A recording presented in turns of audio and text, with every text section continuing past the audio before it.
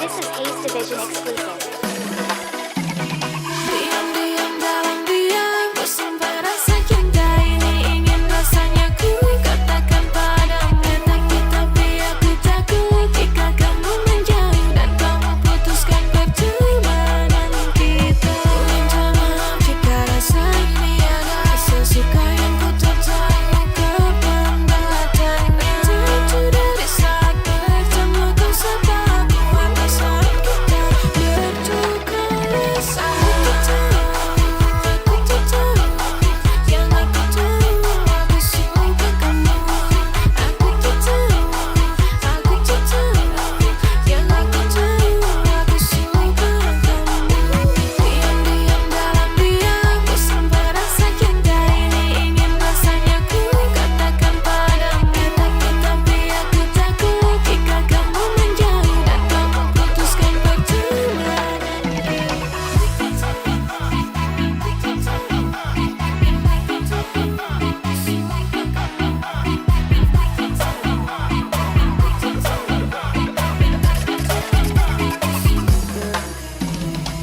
Biarkan ku simpan semua rasa ini dalam diam. Sampai kapan aku tetap bisa sembunyikan perasaan yang tak akan pernah bisa ku katakan. Tak mau menghancurkan hubungan kita sekarang. Jangan tinggalkan ku sendiri di sini. Menetaplah walau semua hanya ilusi. Hanya bisa diam, tak mau kau hilang. Rasa suka semakin dalam tapi ku tak akan bilang. Oh no,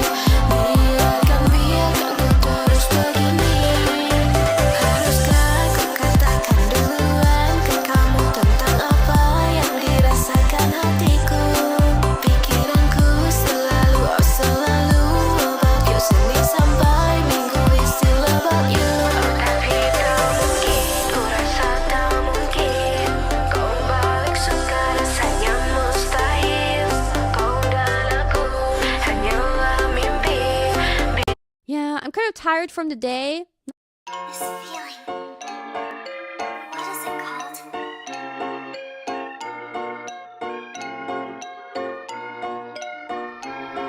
Kamu tahu aku cinta kamu, tapi kamu yang gak mau sama aku. Namun ku tetap canggung. Tahu aku cinta kamu, tapi kamu yang gak mau sama aku. Namun ku tetap canggung. Tua dapat menam cuban. Don't go baby, I just wanna have fun. Jalan-jalan berpegangan tangan denganmu. Ku sadar bahwa semua itu hal dan aku bangun dari tidurku, bangun dari mimpi indahku bersamamu, dan aku jadi sedih karena aku sadar bahwa semua itu hanya kamu. Tahu aku cinta kamu, tapi kamu yang gak mau sama aku. Namun ku tetap canggung. Tahu aku cinta kamu, tapi kamu yang gak.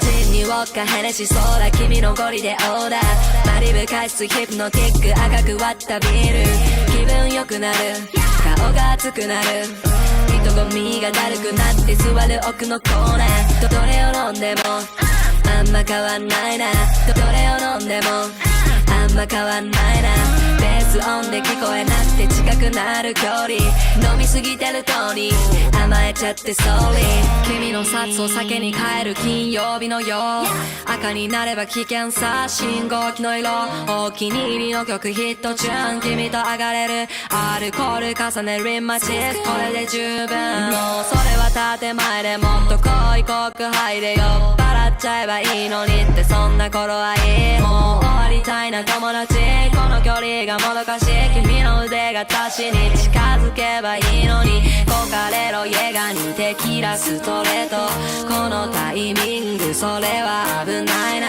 何本目のレップカフェインがエグ冷静になったら空は飛べないかジンにウォッカヘネシソーダ君のゴリでオーダーマリブ加湿ヒプノティック赤く割ったビール気分良くなる顔が熱くなる人混みがだるくなって座る奥のコーナーどれを飲んでもあんま変わんないなどれを飲んでもあんま変わんないなベースオンで聞こえなくて近くなる距離飲みすぎてるトに甘えちゃってソーリー染めたての髪新しい服次は何がいい軽くブレイクするファジーネブルそれ二つって言うけど甘いやつ一口でまずそんで怒ってる私笑ってる全部いけてると感じる戦ってる君とねえちゃんとわかってるバカ前でセルフィー楽しそうな Tell me 君は何を思って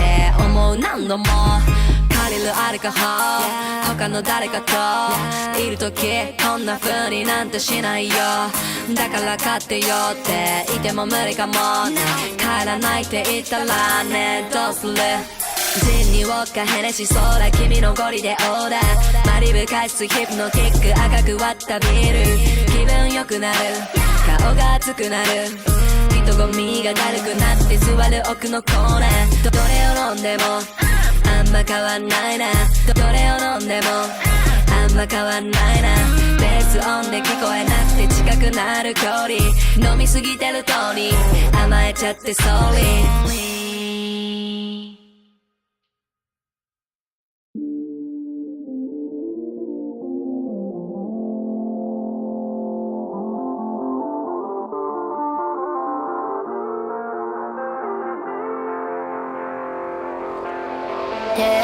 君の見てる僕は僕じゃない Yeah, yeah You don't know me Nobody know 本当のことなんて誰にもわからないわかるはずもないどれもこれも簡単じゃないしアンサーはないいつも誰かが僕を笑ってる時計の針はチクタク進んでる大切なことはいつも forget 忘れちゃうからいらないものばかり増えてどこにやろうって路頭に迷う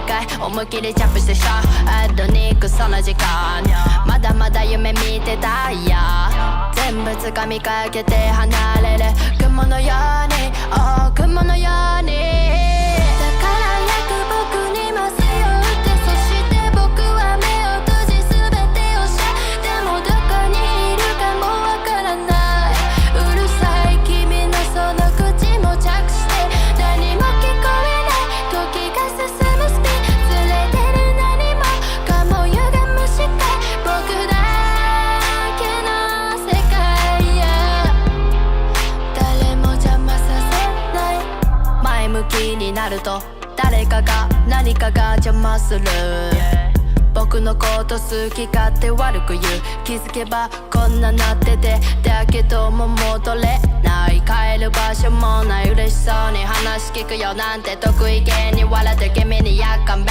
Chip your lips kick yours I hate you I hate you just a minute I make it I make it yeah なりたいようにやりたいようにしてるだけ何だけど先はずっと暗い見えない明日もきっと辛い気持ちまた同じこと繰り返し変わり映えない日々にグッバイしたい次のステージまだたどり着けない空見上げため息つく all day all day 一人ぼっちの夜を長い散りたい何度手を伸ばしても届かない、yeah、だから早く僕に麻酔を打ってそして僕は目を閉じ全てを知るでもどこにいるかもわからないうるさい君のその口も着して何も聞こえない時が進むスピードずれてる何もかも歪む視界僕だ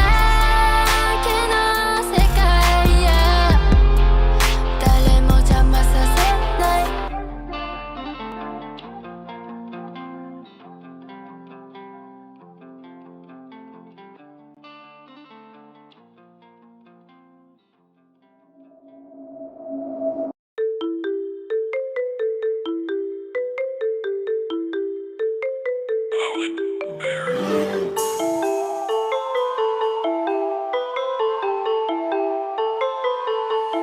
Man, Peter Pan, what you think about? Fuck my think about, まあ心配ない何も心配ない何も問題ないよ今は楽しいから全部いいかなって死んだら何もないかもなんて Goddamn Peter Pan, what you think about? Fuck my think about, まあ心配ない何も心配ない何も問題ないよ今は楽しいから全部いいかなって死んだら俺じゃないかもなんて Simple にもっと simple に超 slow motion yeah 超 slow motion いい感じならいいさいい感じお超 single yeah what's up my babe 思わずなんだよこれってな look like groovy 当たり前のような顔して吸ってる空気42にセットするタイマーぶっ飛んで何回も fly out 教えてくれるのは my godファンタジーなんてそこら中が全部そんなもんさ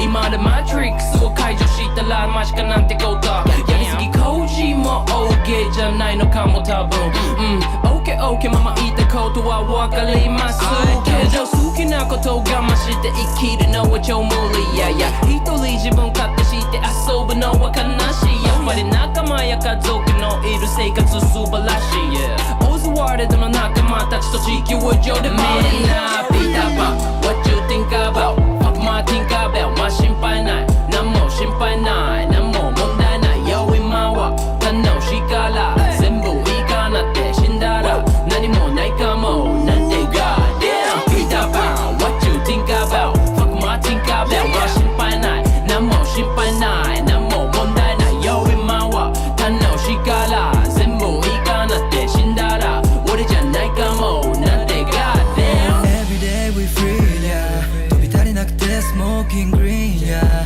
普通な顔してしてるストーリーや白黒なライフに注ぐ紫リンや俺ら遊びまくり大人はデボ教わった from Oswald わざと下げてるレベル操られてるフリーや勘ぐってる大人のバリアもうクリアフィネッシュして上に上がるのがオズユユエマリアフィネッシュ物知りなやつが勝ち残るデボスリー帳尻合わせて超地味なこともこなしてる正直上がるのもうじき But you can fuck with me 仲間だけで宝つかみに行く欲しいもの取りに行く頼まれてもかわすプリーズだから俺らユニーク通ればみんなが振り向く昔も今も夢見てる今日も夢見る寝ながら行き先は never Man, Peter Pan, what you think about? Fuck my think about まあ心配ない何も心配ない何も問題ない Yo 今は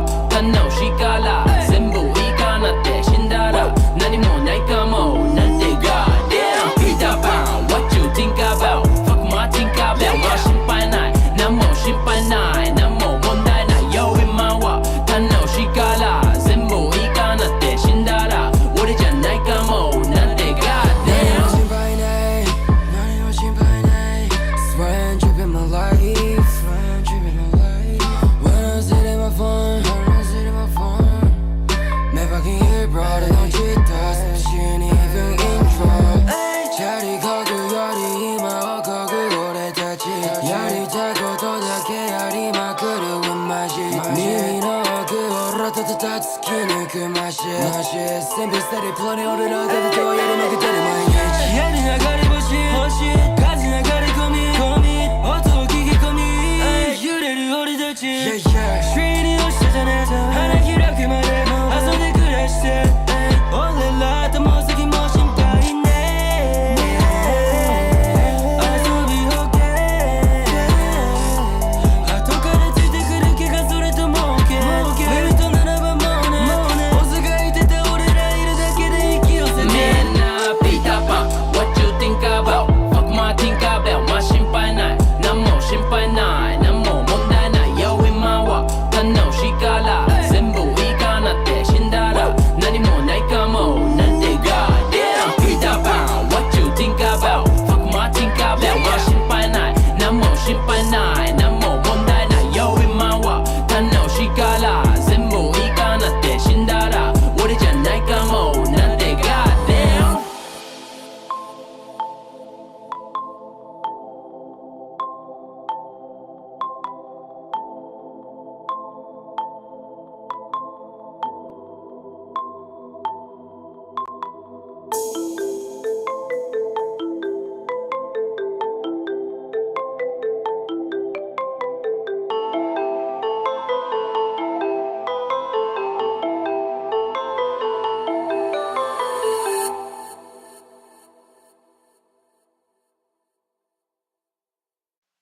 Late night drive 今夜もっと遠くへ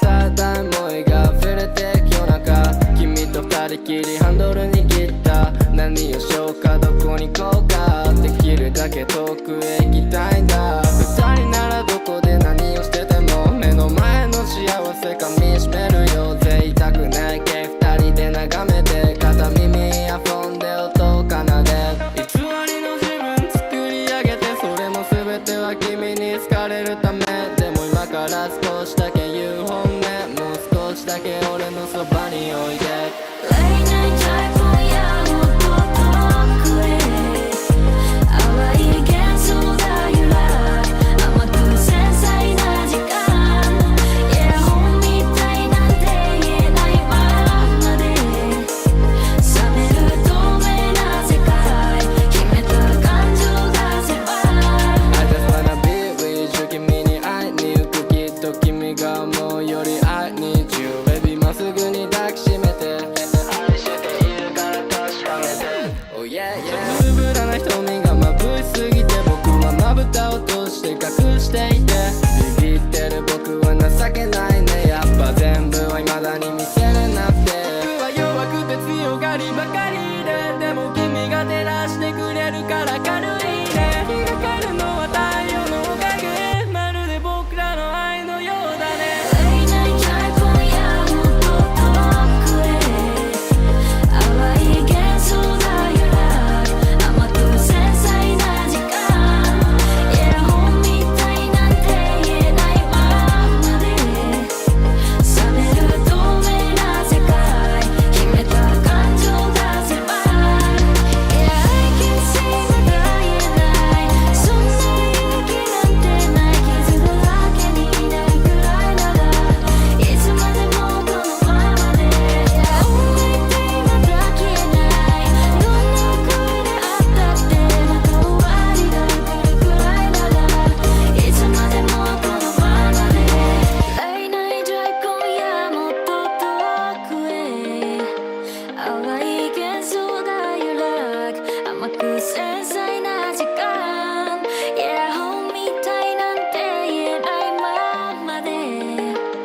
冷める透明な世界秘めた感情が迫る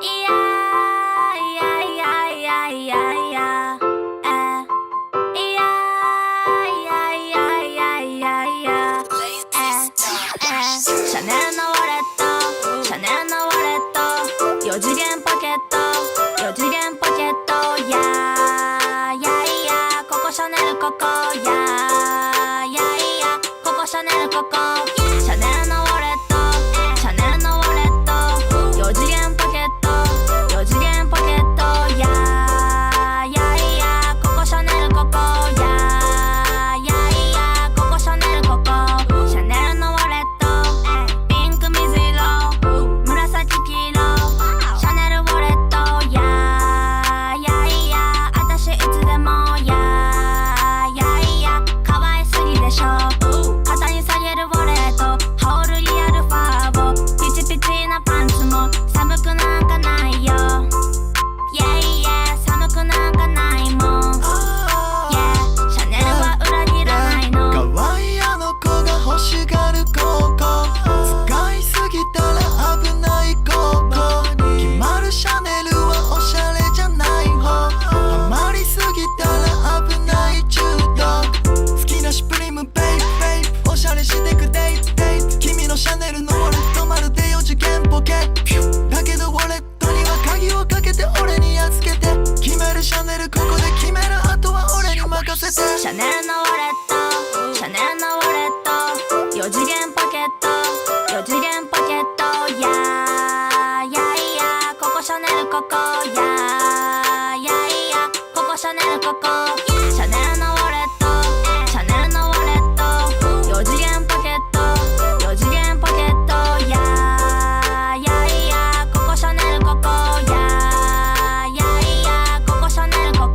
大人の女性に憧れちょっと背伸びして今日はココシャネ稼ぎまくって買い物中毒キラキラの目でおねだりイチコロまた買えば落ち着く場所はここお財布に入れとく大事なもの好きな監督もちろんタランティーノ私が主役のソパルプフィクションや君はイカれてるミアウォレス何が欲しいのか俺に教えていたずらな質問をしてるごめんシャネルよりハイなブランドで飛べる真っ白い雪の中踊る姫もちろんきつめな顔でキメキメ俺は君のためならすぐに死ねるココシャネルに合う君に一目惚れシャネルのウォレットシャネルのウォレット4次元ポケット4次元ポケットいやいやいやここシャネルここいやいやいやここシャネルここ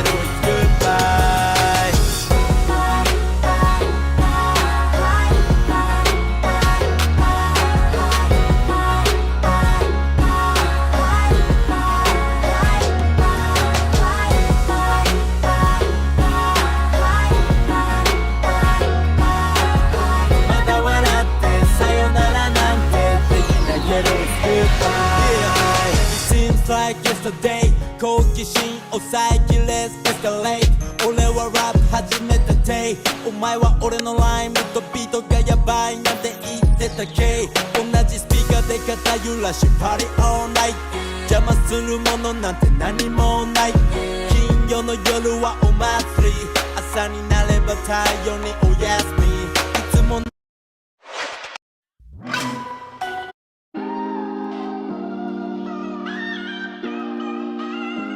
We farewell. We farewell.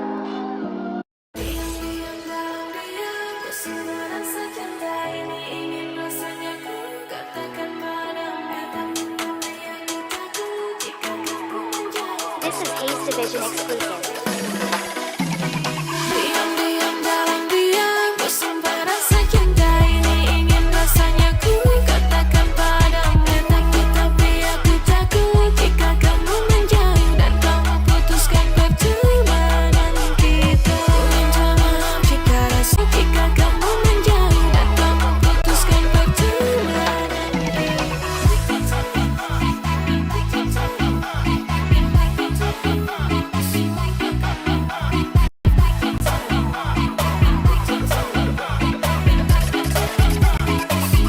Diam-diam dalam diam ku semua rasa cinta ini ingin rasanya ku katakan padamu tapi aku takut jika kamu menjauh. This is Ace Division exclusive.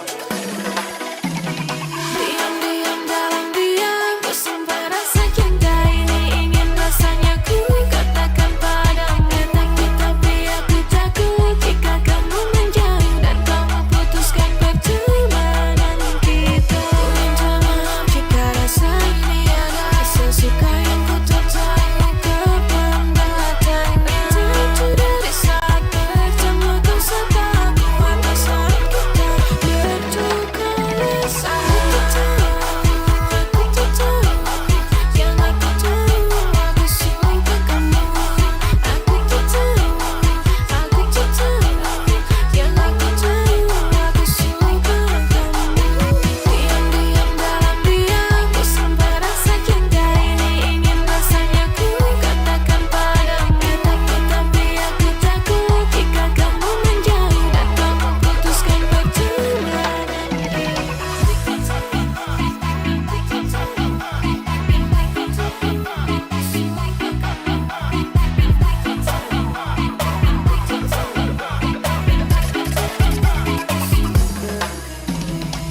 Biarkan ku simpan semua rasa ini dalam diam. Sampai kapan aku tetap bisa sembunyikan perasaan yang tak akan pernah bisa ku katakan. Tak mau menghancurkan hubungan kita sekarang. Jangan tinggalkan ku sendiri di sini.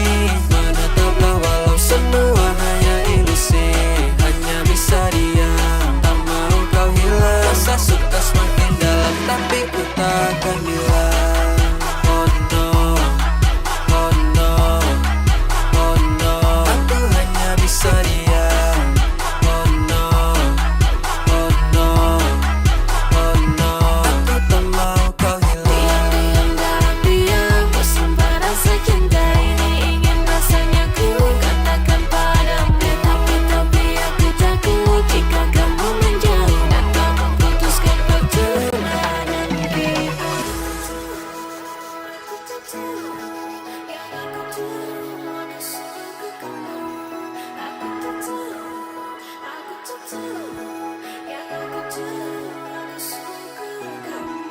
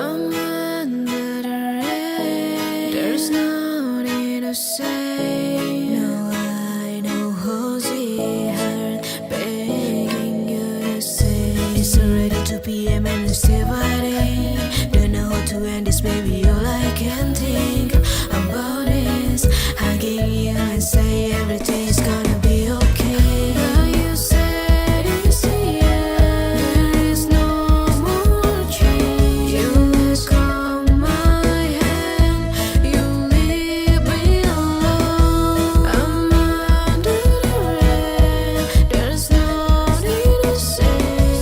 You wanna hold, see her begging you to stay.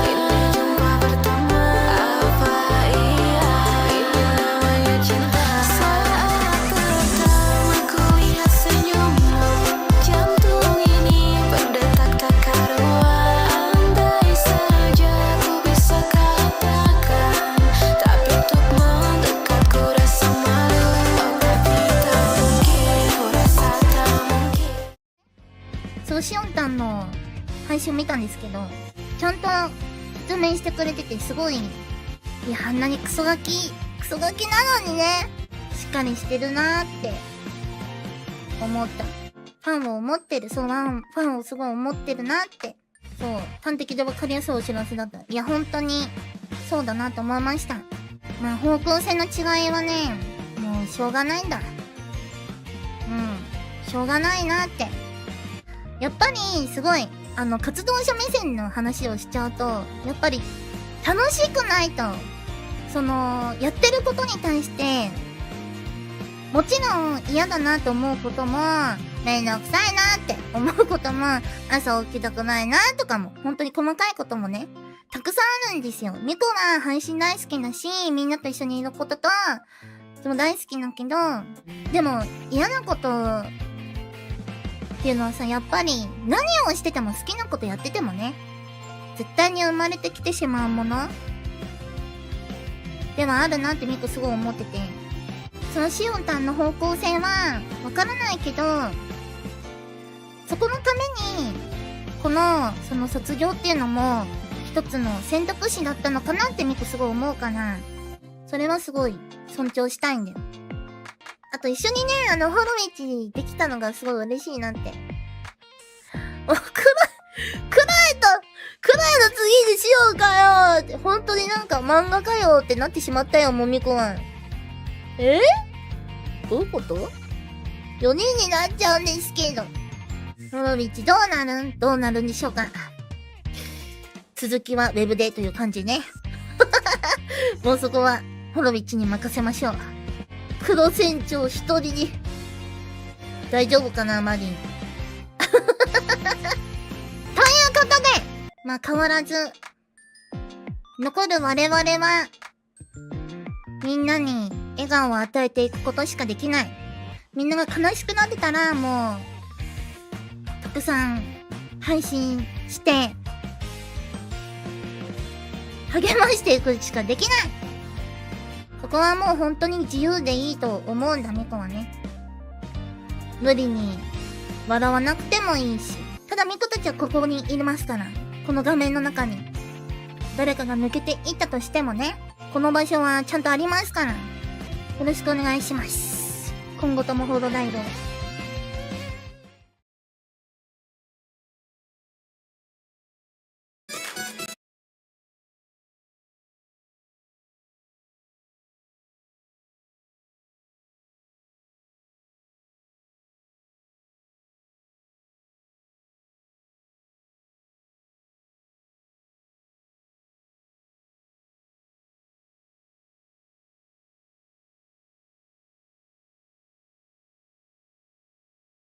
Holy music! Curry with orange slices is not bad, not gonna lie. Will I risk going to jail to try and steal one? Heck no. Does Kyla just have weird taste? Absolutely. Kumachan, thank you! Hey, oh yeah, talking about that, right? I've been making a lot of JP stuff, son. And then I got to ask about my behavior of eating. Like, are you really serious? Putting orange blah blah blah blah blah blah blah blah blah blah blah blah. And then I said, yeah. It's actually very surprising how the stuff, if like, okay, I'm not talking about like the ID stuff. If the ID stuff, if like, you know, it's like okay lah. If they read our tweets, our social medias, it's like okay, right? But I'm talking about the JP stuff. It's kind of unbelievable that actually they literally read all of our like social media's posts. It's like I've got to ask about like my behavior of eating, my sleeping routine, and then they ask how can I still like, you know,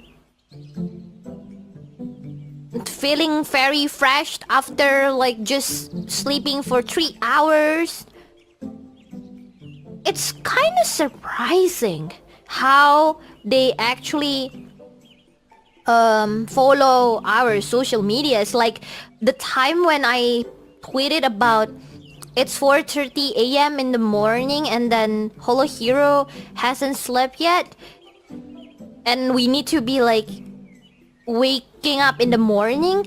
And then when I went to the office, the staff son, when they saw me, they asked me like, are you not feeling sleepy? And then I was like, no. And then they said, I saw you tweet. I saw your tweets about like you haven't slept yet at 4:30.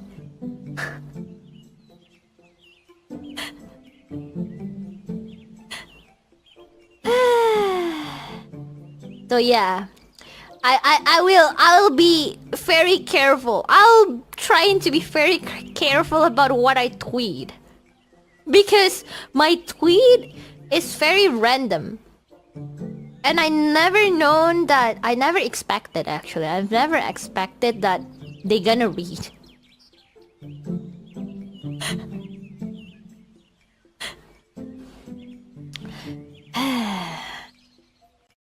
Is it better never to have been? Some people believe it would indeed be better if no sentient life came into existence. Antinatalism is the philosophical viewpoint that procreation is morally wrong and therefore we should avoid it. Some antinatalists think only humans should stop having children. Others believe that all sentient beings would be better off if they had never existed. But isn't it wrong to oppose the birth of children? Why would anybody be against the creation of new life?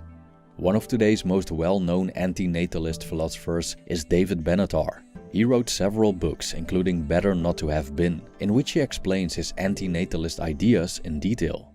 Benatar argues that coming into existence is always a serious harm, and thus it's always wrong to bring new sentient life into existence. Therefore, preventing procreation is the best thing we can do for our potential children, as those who haven't come into existence are free from the suffering of life. So his antinatalist position doesn't come from a hatred of sentient beings. It comes from compassion, because it seeks to prevent the inescapable suffering which results from being born. Antinatalism is a controversial topic that clashes with the worldviews of many. The masses probably oppose the idea of antinatalism, considering it misanthropic. After all, isn't ending sentient life as a whole to eradicate suffering a tad extreme? This video explores the philosophical position of antinatalism. Please note, this essay is a mere exploration, not an endorsement.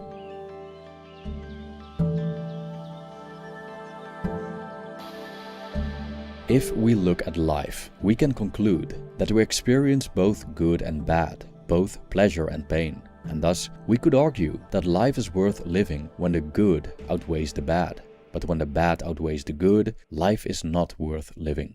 However, from an antinatalist point of view, the bad always outweighs the good, no matter how you look at it. And thus, even when we consider our lives good and pleasant, not being born at all is always preferable to being alive. According to David Benatar, coming into existence generates good and bad experiences, or pain and pleasure. If we experience pain, it hurts and we suffer as a consequence of it. If we experience pleasure, we feel joy.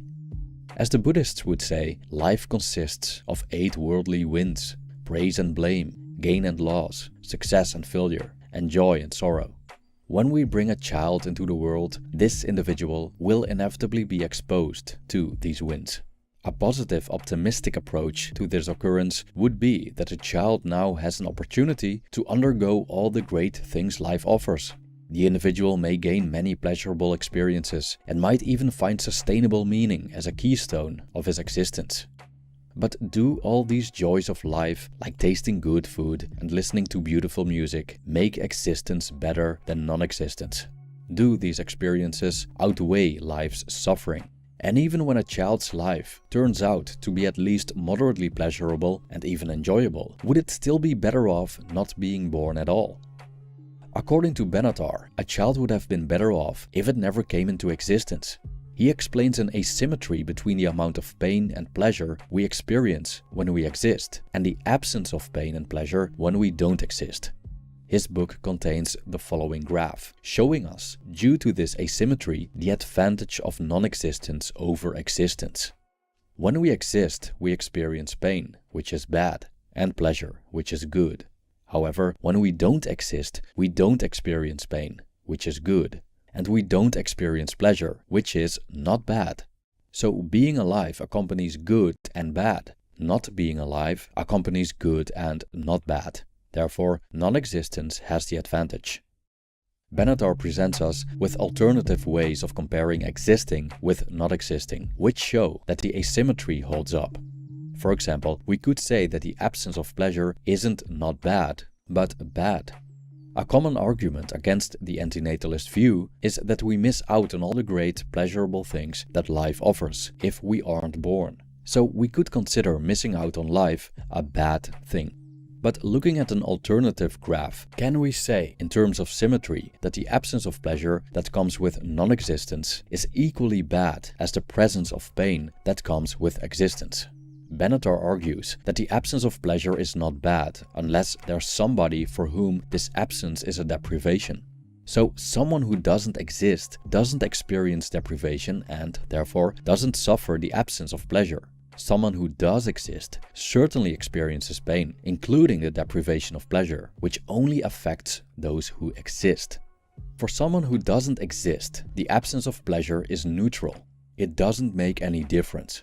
Hence, evaluating the absence of pleasure, which accompanies non-existence, as bad is too strong. Benatar illustrates the asymmetry by the following example, and I quote, "Whereas, at least when we think of them, we rightly are sad for inhabitants of a foreign land whose lives are characterized by suffering. When we hear that some island is unpopulated, we are not similarly sad for the happy people who, had they existed, would have populated this island. Similarly, nobody really mourns for those who do not exist on Mars, feeling sorry for potential such beings that they cannot enjoy life. Yet, if we knew that there was sentient life on Mars, but that Martians were suffering, we would regret this for them." End quote. But still, despite the disadvantages of existence compared to non-existence, people seem to prefer existing over not existing and wouldn't want to have missed out on it. We even bring new people into the world that meet a fate similar to ours. And then to think that according to one particular philosopher, pain far outweighs the pleasure in this world, and misfortune in general is the rule. The notoriously pessimistic philosopher Arthur Schopenhauer wrote that we generally find pleasure not to be nearly so pleasant as we expected, and pain very much more painful. He illustrated his claim by a thought experiment, asking the reader to imagine two animals, one engaged with eating the other. Which experience is more intense, the pleasure of eating or the pain of being eaten? As opposed to non-life, life consists of ongoing tragedy. And if we procreate, we create more life and thus more suffering. Birth itself is harrowing for the mother, and after the child is thrown into existence without even asking for it, its future is grim. Imagine how people, even children, struggle with trauma and other psychological problems and regularly endure bodily pains and illnesses. Many live in war-torn areas or extreme poverty, experiencing hunger and homelessness. Many others, having no shortage of comfort, wealth and safety, take antidepressants and suffer addictions. And even if our misfortunes are few, we still experience the dissatisfaction inherent to existence, which we'll explore later on. We won't escape the degenerate state of aging, which eventually results in death. The whole notion of death is a source of suffering in itself, as many people fear the great dark unknown that precedes and comes after the short disruption we call life. The utter cluelessness of who we are, why we're here, and where we're going is an existential pain deep-rooted in human life. Schopenhauer describes early youth as being in a theater before the curtain is raised, waiting eagerly and hopefully for the play to start, blessed by the ignorance of what will happen. I quote, "Could we foresee it, there are times when children might seem like innocent prisoners, condemned not to death but to life, and as yet all unconscious of what their sentence means. Nevertheless, every man desires to reach old age, in other words, a state of life of which it may be said, It is bad today, and it will be worse tomorrow, and so on, till the worst of all." End quote. Suppose by being alive, we find suffering in every corner, while the relief from copious amounts of pain remains to be seen. In that case, Schopenhauer might just have correctly described life as an unprofitable episode, disturbing the blessed calm of non-existence. And so, we might indeed be better off not being here at all. However, many people don't experience life as terrible. These people view their lives as happy and feel blessed because of it. But according to Benatar, people delude themselves by an unduly rosy picture they have of their own existence as a consequence of a psychological phenomenon called the Pollyanna principle, a human tendency toward optimism. Our self-assessments are unreliable because we tend to recall more positive than negative experiences and exaggerate how good things will be. Also, humans adapt very well to situations and they base their assessments on comparisons with others, rather than contemplating a more objective cosmic viewpoint, considering that the great calm of non-existence could actually be a better state. So how we assess our lives is subjective rather than objective, and we can't really imagine how it would be to be released from suffering because it's all we know. The Buddhist idea of enlightenment, a state in which suffering ceases, includes escaping the cycle of rebirth. Nirvana, the ultimate freedom from suffering, means that we're not born again in this painful existence, also called samsara. And so, Buddhism seems to follow anti-natalist logic, that there's no suffering in non-existence. So, non-existence, or the escape from the cycle of rebirth, is preferable to existence, which is inherently painful. To many, never coming into existence again may sound like a tragedy rather than liberation.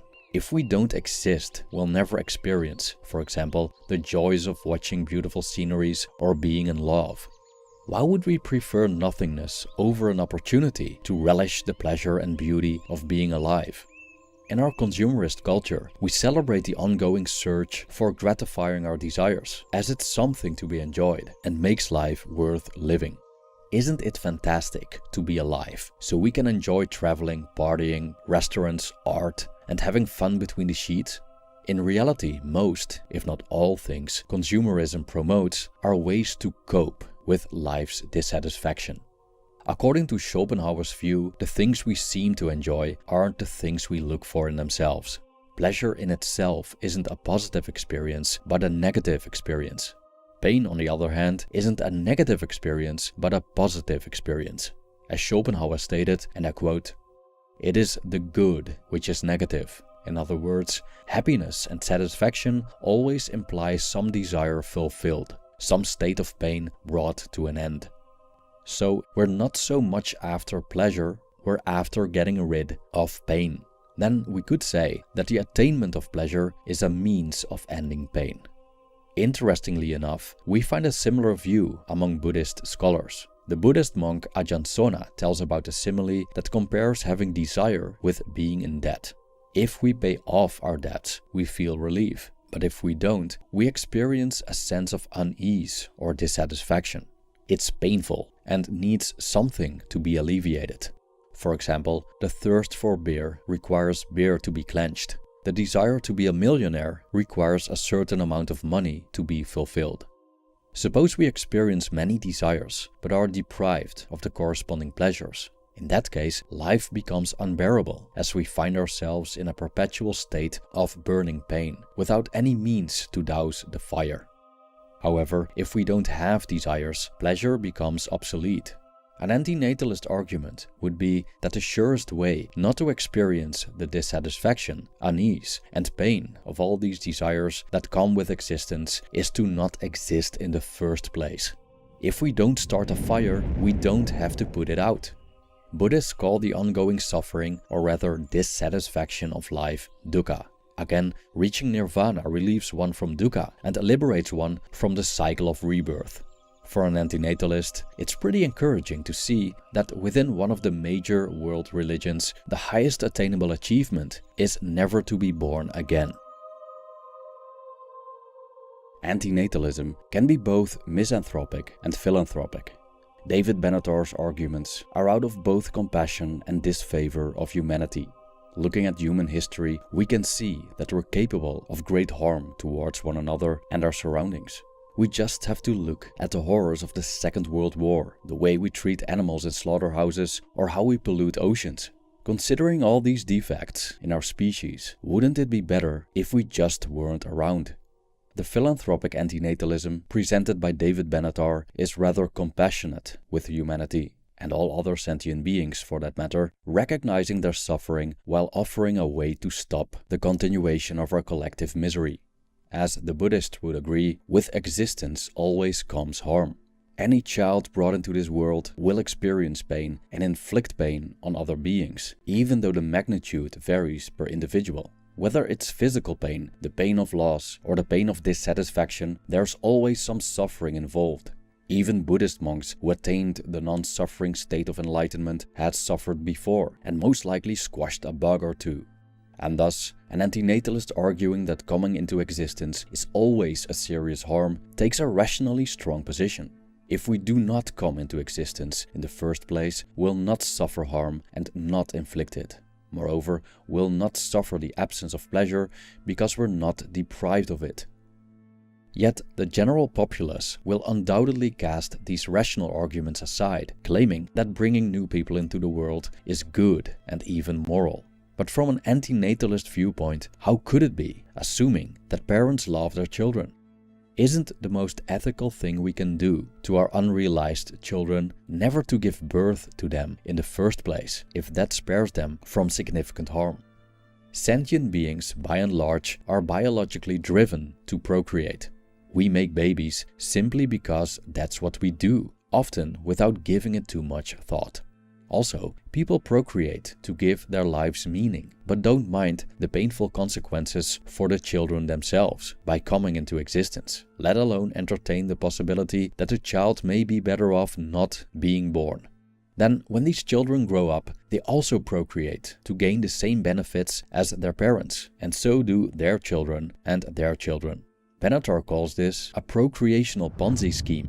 It's a Ponzi scheme in that eventually it's going to bust, and the final people are going to have to pay a price, and will pay a price, he stated in an interview.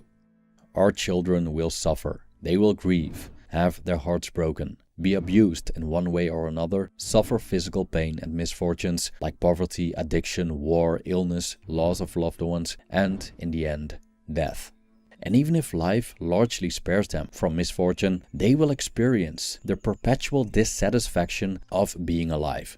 On the other hand, as defective as we are as a species, chances are plausible that our children will harm the environment and other sentient beings. Hence, from the antinatalist viewpoint, coming into existence is always a serious harm. Suppose we agree with the pessimistic arguments of Schopenhauer and Benatar, showing us that we would have been better off if we had never had come into existence. What should we do now that we're already here? Should we spend our lives sobbing about an unfortunate fate? Should we attempt to destroy conscious life as a way of reducing suffering? Should we, for the same reason, end ourselves? The antinatalist argument that not coming into existence in the first place is best doesn't imply that we should cause pain or engage in self-destruction if we're unfortunate enough to be alive. Such suggestions overshoot the goal, driving what we seek to reduce, which is suffering. Moreover, there's a fundamental difference between taking life after it's created and preventing life from being created. Also, there's a difference between a life not worth starting and a life not worth continuing. Not being born at all may be best, but second best may be a life worth living. We could even find some meaning, for example, by helping others make life more bearable. After all, no one asked to be here. And so, we're all fellow sufferers, a realization that could be an immense source of compassion. Thank you for watching.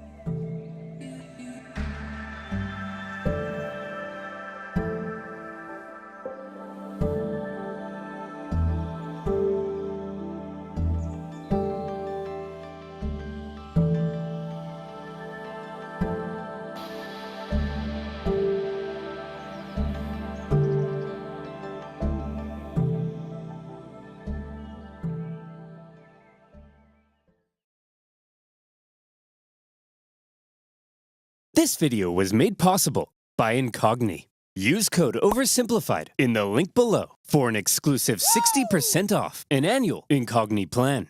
Also, make sure to grab our Roman Console U2s before it's too late. Don't make me mention it a third time, or I'll you know what. Hannibal's army had survived its famous crossing of the Alps, and he was now in Italy. With Hannibal's arrival, the Roman consul Scipio hit the ground running. In typical Roman fashion, he marched his army straight at the enemy, and Hannibal began preparing for his first combat with Rome on Italian soil. Before the battle, Hannibal wanted to inspire his men, so he staged a gladiatorial death match between captured Celt prisoners, with the winner getting prizes and freedom. He then explained that the whole thing was a metaphor. A metaphor? For what? You! These warriors are you! You're trapped in Italy with no escape. Your only choice now is to fight and win. What about the dead guy? That's you if you don't win. And the prizes? That's what you stand to gain by winning. And the fact that I've soiled myself in all this excitement? No, that's not part of the metaphor. Okay. Hannibal also smashed in the head of a goat. Again, for inspiration. Scipio, on the other hand, now arriving in the area, opted for the more classic route of a rousing pre-battle speech. Look at them, men. Weak, starved by the Alps, while we are the strongest military in the world. This will be easy, like 10,000 horse-sized ducks fighting a baby-sized baby. It'll be like Mike Tyson in his prime, kicking a baby. A tug of war between 10 sumo wrestlers and a... Help me out here, Ralph. A baby, sir? Yes, that's it. A baby. The point is, there is absolutely no possible way we could lose a battle this easy. So, if everybody's ready, on my mark,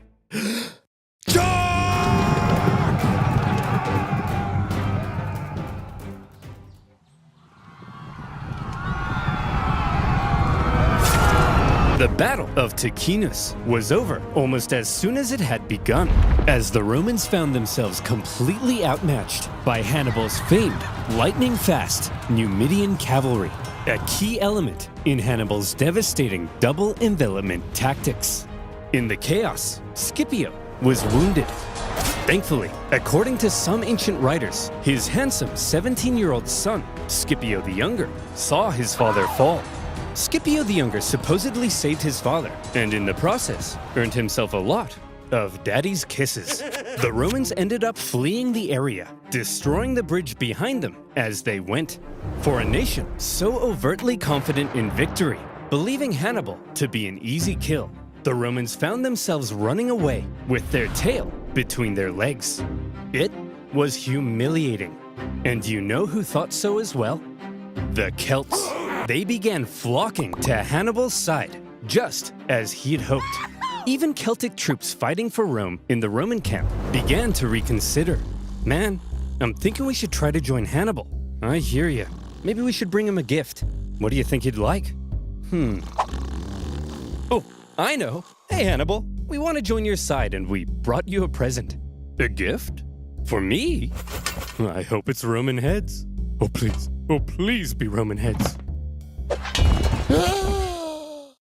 How did you know? Running away from Hannibal was humiliating enough, but having dozens of Romans beheaded in the night, now that's embarrassing. Ticinus had been a relatively small battle, but the psychological impact it had early on was huge, and it was only just a taste of what Hannibal was capable of. Despite the shocking initial loss, however, Rome still didn't seem to fully understand the danger posed by the monster now loose in their territory. The Senate was full of excuses. It's those traitorous Celts. That's why we lost. Yeah, and it was a cavalry battle. Wait until Hannibal faces our almighty legions. And our consul was bold. Once he faces our other fully follicled consul, then he'll really pee his pants. That other consul, Longus, had been in the south all this time, preparing to invade Africa. He had seen some success, even capturing Malta. But then he heard the news. Hannibal's in Italy? And I'm being ordered home? But I was gonna be the big boy. I was gonna invade Carthage and win the war. Well, you can be a big boy at home. No! Does somebody need a nap, sir? No! And so Longus brought his army on the long journey north. When he arrived in the area to decisively neutralize Hannibal, the two consuls joined their forces together, creating a double consular army. But the two consuls weren't exactly on the same page. Having a nice rest there, old man? I'm wounded, Longus. Pathetic. You don't understand. He's more dangerous than we thought. Maybe for you. Whoops. Listen, we can't just march straight at him like we normally do. We need to train our men through the winter, and we'll try again in spring. Sorry, I don't take advice from a bowling ball. Hey! I'll kick your ass, Longus. Any day now. I'm coming! Just you wait. Oh, Scipio, you feeble old man. Scipio was apparently quite cautious after his recent encounter with Hannibal, while Longus, typically Roman, couldn't wait to give Hannibal a swirly. So who would get their way? Well, when two consuls joined their forces, it turned out the Romans had an interesting system in place. They would each take turns being the one in charge. Consul 1 would lead one day, then Consul 2 the next. Back and forth, back and forth. As you can imagine, when the two consuls didn't agree, things didn't go so well. In this case, due to Scipio's injury, Longus probably assumed even more command than normal. Hannibal had Celtic spies in the Roman camp. He fully understood the Roman system and Longus's hot-headed nature, and he knew he could exploit it. For goodness sake! What's wrong, sir? I'm trying to order some pizza, but I keep getting fed all these personalized ads about being a hothead. I'm not a hothead, am I? No, sir. Look at this. Butt insurance?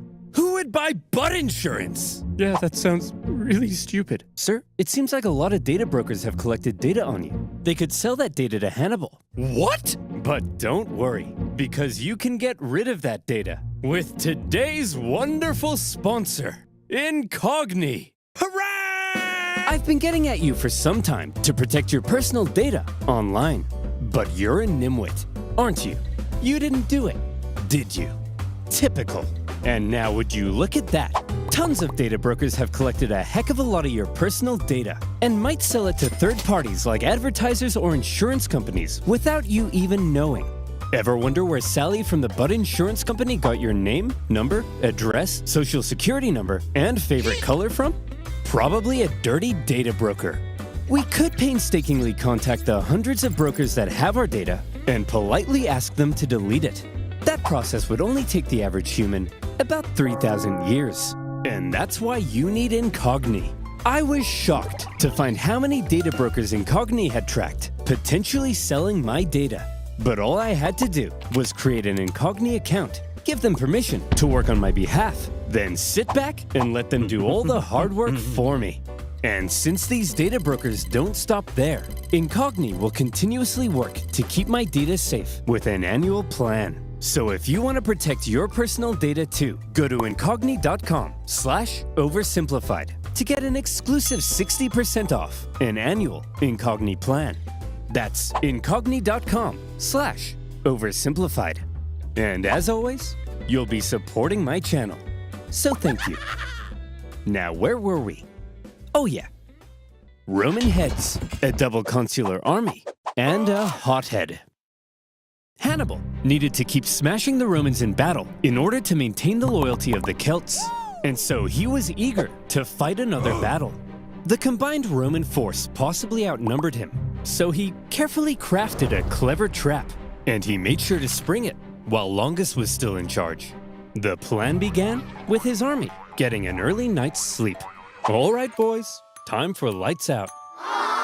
Sorry, but we got a big day ahead of us. Tomorrow, we're gonna massacre the Romans. Good night, boys. Dream of revenge. Gorzog, send out the cavalry. That night, Hannibal's Numidian cavalry made their way over to the Roman camp, arriving just before dawn. Hey, Romans! Wakey, wakey! What's going on?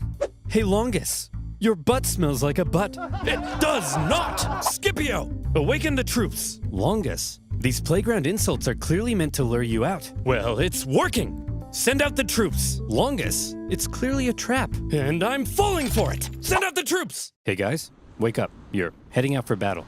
What? But we haven't had breakfast. We're skipping breakfast! I don't think you can do that. As the Romans hurried out of camp, the Numidians began luring them back to the Carthaginian camp, where these gentle angels were just awakening from their slumber. Eat up, boys. We're having pancakes. While the Carthaginians were enjoying their hearty breakfast, the starving Romans were still on their way. Hurry up! We have to catch those Numidians. Hey, why have you stopped marching? Longus, there's a freezing river in front of us. Well, get your gluteus maximus in the water! All right, boys, time to lather up. This oil will insulate you from the cold. It also smells like lavender. There's the Carthaginian camp. Get ready to fight, men. Sir, I think the water from the river is beginning to ice over. I can't move. Oh, I'm sorry. You thought war would be fun? Sitting around a nice hot campfire playing Truth or Dare with your friends? Welcome to the real world! Truth, who do you like? Sharon? Ew! Hey, look guys, the Romans are here. Having perfectly orchestrated events so that his enemy was cold, tired, and hungry, while his men were well rested and covered in oil. When the two sides engaged one another, the Romans were in no condition to fight. And the cherry on top, the previous night, Hannibal had sent out an elite force of men led by his brother to go and hide behind a bush. They suddenly sprung out, encircling the exhausted Romans, who were then cut to pieces. Once again, Hannibal's superior cavalry and double envelopment tactics had flummoxed the Romans. But the key word at Trebia was control. Hannibal used his intel on the enemy and the environment of the battlefield to carefully control the conditions of battle, creating lots of little advantages for himself that paved the way to success. And concealing troops for an ambush? All of these things are what make Hannibal the genius he's remembered as today. As for Longus, he managed to escape the battlefield with a small number of troops. Disgraced, he didn't want the Senate to find out what had happened, and he began obscuring communications back to Rome. Longus, where have you been? We've been looking for you. Nowhere in particular. Longus, 30,000 men are missing. Do you know where they are? They're taking a bath. 30,000 men? All in a bath? Yes. Longus, what's under that rug? Aurora Borealis? Aurora Borealis? Oh, well that's my consulship over. Good luck with Hannibal. Bye! Trebia had been a disaster for the Romans. And as even more Celts began flocking to Hannibal, Rome largely lost its control over Cisalpine Gaul. In Rome, complacency turned to alarm. Hannibal had outwitted them on their own soil and inflicted a costly defeat. But with that, Scipio and Longus's terms as consul were over. They were replaced with two new consuls, Servilius and Flaminius. The Romans may now have begun to realize the trouble they were in and the genius Hannibal had shown in invading Italy. The Romans had expected to be the ones controlling this war. Remember, they thought they were going to invade Carthage. Now their plans lay in ruins, and they were levying 11 new legions to deal with the threat. Hannibal had completely redefined the war. But Hannibal had a little problem of his own. Things had gone well so far, but the Celts were notoriously fickle, and Hannibal needed to ensure he maintained their alliance and his base of support in Italy. Any Celts he captured fighting for Rome, he treated extremely well and allowed them to return to their homes. But the longer he hung around in their territory, eating all their food and leaving beard trimmings in their sinks, the more resentful they may become. They wanted to go south and plunder some Roman booty, and Hannibal also hoped to sway Rome's other Italian allies in the south to his side. So from here, the path was clear. Hannibal had to move south. Just one problem. There were two main routes Hannibal could take to move south. And wouldn't you know it, that's exactly where the two new Roman consuls had taken fortified positions. If Hannibal tried to move on them, he'd be fighting from a disadvantaged position and could be bottled in. There is a third option. Ooh, tell me, We could move through this vast impassable marshland flooded with dirty, stinky, disease-infested water that at times would come up to our necks. But there's no way we would attempt that, right? That'd be crazy, right? Hannibal? Hannibal's 4-day trek across the Arno marshlands was hell on earth. Almost as crazy as when he crossed the Alps. Imagine 3 full days, unable to sit or lie down, because there's nowhere to sit or lie down, meaning 4 full days without sleep, slugging through heavy mud. You contract cholera, your foot falls off, and Jim Bob directly in front of you won't stop pooping in your path. In fact, everybody's pooping in your path. Some delirious, sleepless men would see clumps of mud and say, "Man, I could just sink into that." And then they would. When pack animals died, it gave nearby men a chance to rest, but only for a few moments, before they were whipped back into line. Even Hannibal himself couldn't escape the torture of it. Hey Hannibal, if we see a Starbucks, can we stop? I need to take a leak.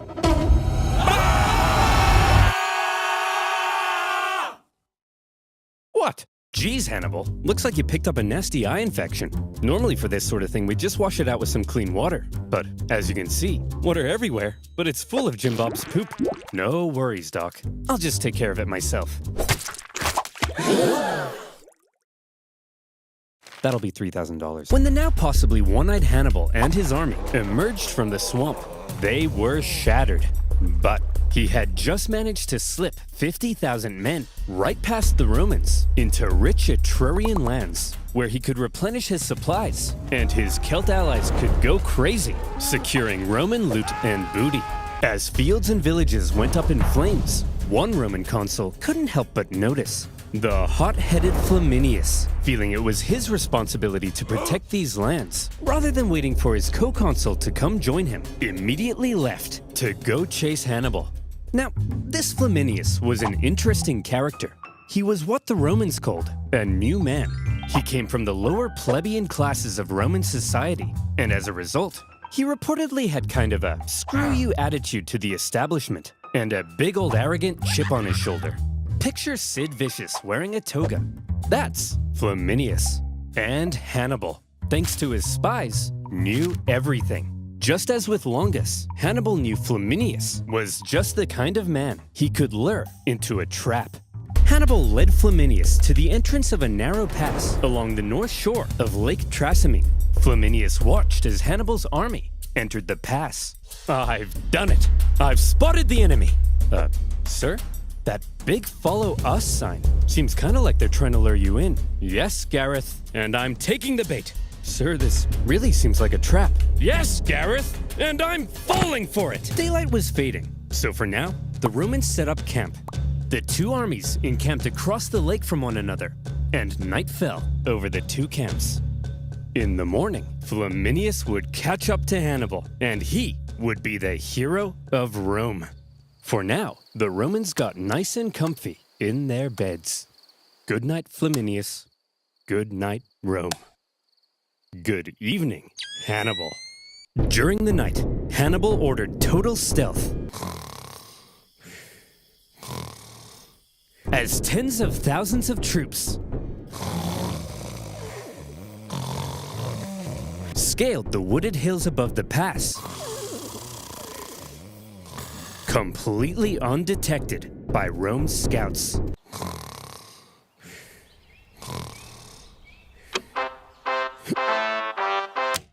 Let's go, girls. Flaminius took off across the lake shore to try to catch Hannibal.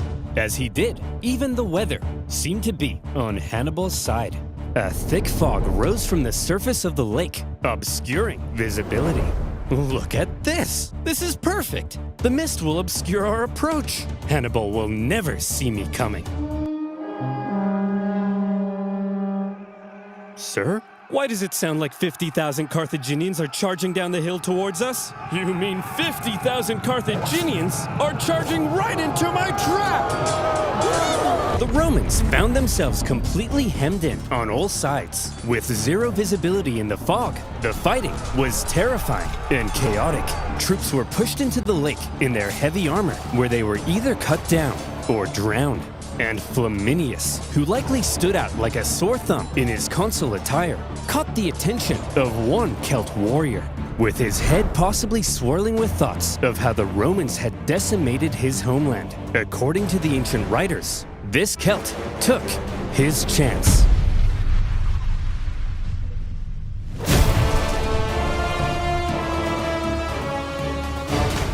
In the 3-hour-long massacre, 15,000 Romans were killed and an equal number captured. An entire army completely wiped out, along with their consul. During the battle, the Roman vanguard had managed to break through at the front and climbed the hill above the fog. When the mist cleared, what they saw was a blood-red lake and a sea of Roman bodies. Worse yet, when the other consuls sent cavalry to try to aid Flaminius's doomed legions, they too were caught and defeated. A double disaster.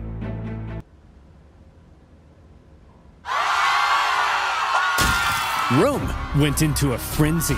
For the second time, Hannibal had completely decimated an entire Roman army. Romans were dying by the tens of thousands. Common citizens began flocking to the city for safety. Women waited by the city gates in tears, hoping to hear news of loved ones. This one man, having just led his battered army across the Alps the previous year, now stood less than 100 miles from Rome. To this point, he had been a problem. Now, Hannibal was a crisis. And in a crisis, Rome took desperate measures. They actually had a system in place when dealing with an emergency of this magnitude. They would forgo their two-consul power-sharing system and instead temporarily give one man near total power and authority to be as decisive as he needed and hopefully salvage the situation. This all-powerful position in Rome's government had a name: dictator. It's actually where we get the word. But unlike modern dictators, Roman ones didn't score perfect rounds of golf or ride bears through the Siberian tundra. They held their power for just 6 months before they were required to give it up. And in Rome's hour of need, the man chosen to be dictator in 217 BC, one of the most highly esteemed members of the Roman Senate, Fabius Maximus. So how would Fabius, as dictator, confront Hannibal? Well, Fabius understood that marching all of Rome's young men straight into a one-man meat grinder was bleeding Rome dry. Hannibal was clearly too dangerous to face head-on in battle. However, he was also stuck in their territory, with dwindling manpower and forced to live off the land. It wasn't a sustainable position to be in long-term, and he could only remain there for so long. So, if Rome avoided battle with Hannibal to prevent any more crippling losses, and instead simply maneuvered around him, blocking supplies and taking out smaller contingents where possible, Hannibal would gradually become weaker, while they would gradually become stronger. And so Fabius presented his new idea to the Roman Senate. Okay guys, I have an idea. See if you can follow me here, okay? Instead of fighting Hannibal, when he approaches, we run away.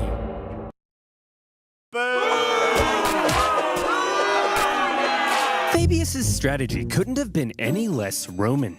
Romans were meant to march headfirst into battle, not run away from it. It seemed cowardly, and Fabius was extremely unpopular. At this point, Hannibal was continuing south. He had to stay on the move to keep his army fed, and he was still aiming to undermine Rome's alliances in the south.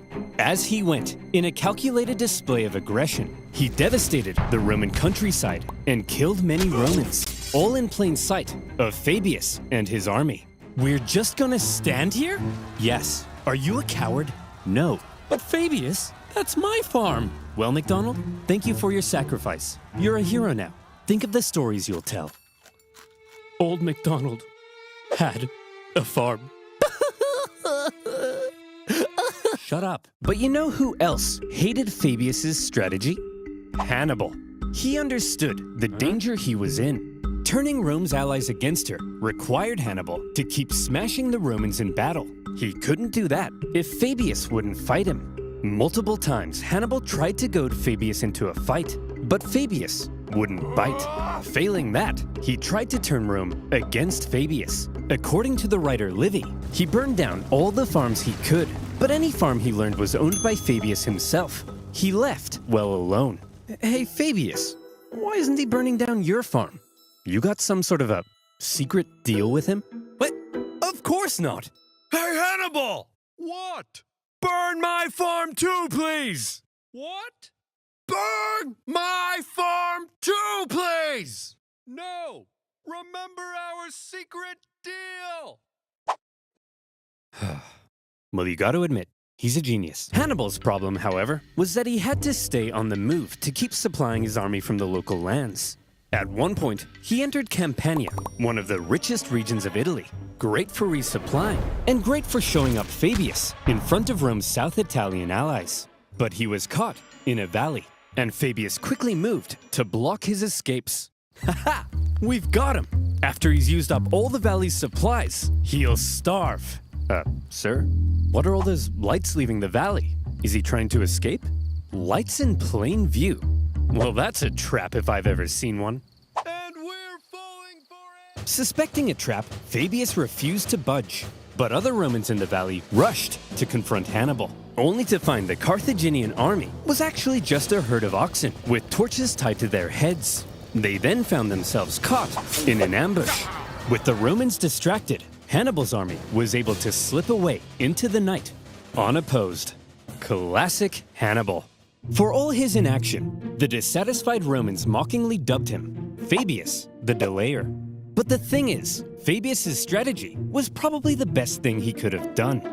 He was right that constant encounters with Hannibal were bleeding Rome dry, and the time he took allowed Rome some breathing room to recover their forces when they desperately needed to, while putting Hannibal into an increasingly more difficult position. Modern historians view Fabius's strategy as generally a good idea. To this day, the act of not engaging an enemy, but instead gradually wearing them down, is still referred to as the Fabian strategy. But when Fabius's term finally came to an end, the Senate couldn't have been happier. It was time to start fighting again. However, they probably had a little chat about how they were going to go about it. See, Hannibal's tactics up until now had been very sneaky. Or, if you're a Roman, you might say dishonorable. I'm sick of it! Every time we try to take this guy down, we march straight at him. But then, oh no! Hannibal's hiding in a bush. Hannibal's got 30,000 men up a tree. At this point, I'm not convinced my wife isn't just Hannibal wearing a disguise. Cooey! Look, this time, we obviously have to switch something up. Now granted, we're Roman, so we're gonna march straight at him without thinking. That can't be helped. It's in our blood. But I have a proposition. This time, when we march straight at him, we do it with a massive army. I'm talking like 80,000 men. It won't matter what kind of shenanigans he pulls. He can hide in all the bushes he wants. There's no way he can possibly beat off 80,000 men. Grow up! You know what I mean? And so it was. With 2 new consuls, Rome put together a massive army, the biggest Rome had ever fielded, to put Hannibal away once and for all. To gather the men required, 2/3 of them ended up being completely inexperienced. But how much experience does it take to be expendable war fodder? As this massive army set out in the summer of 216 BC, the Romans knew they needed to win this battle. Just one victory over Hannibal would likely be enough to end his entire campaign. And this time, their overwhelming manpower gave them confidence they could do it. Hannibal had taken position at the town of Cannae, where he had captured an important Roman supply depot. With Fabius gone, Hannibal knew a battle was likely coming, and he was eager to fight it on his terms. But when his men looked out at the Roman camp, they couldn't believe what they were seeing. That army's huge! There's no way we can possibly beat off all these men. How are we gonna beat off all of these men? You know what I mean. I think he's right, Hannibal. Hannibal is then said to have replied, Gisco, my friend, don't worry. There may be a lot of them, but amongst their ranks, there's not a single man named Gisco. This joke was apparently so funny that his officers began to laugh and laugh. And when his men in the camp heard the laughter, they were like, hey, they're laughing. I guess that means we're gonna win the battle. Yippee! As for the Romans, the consuls were another pairing between an inexperienced hothead and a wise scholar. Although the main historian from this era was good friends with Paulus's family, so take that with a grain of salt. On his day of command, the rash and hasty Varro, despite the apparent pleas from Paulus, sent the army out for battle. And when Hannibal saw this, he did the same.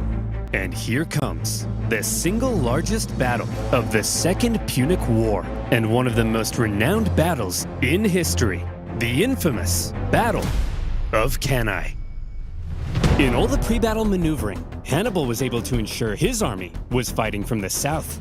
This meant the seasonal dust-carrying winds were to his back and blowing directly into the faces of the Romans. Like I said, control. After 2 years in Italy, Hannibal's infantry had dwindled to about 40,000. The Romans possibly outnumbered him 2 to 1. Their army was so big that their maniples stretched far deeper than they normally would. The Romans planned to charge Hannibal's thin, weak line like a battering ram and break it.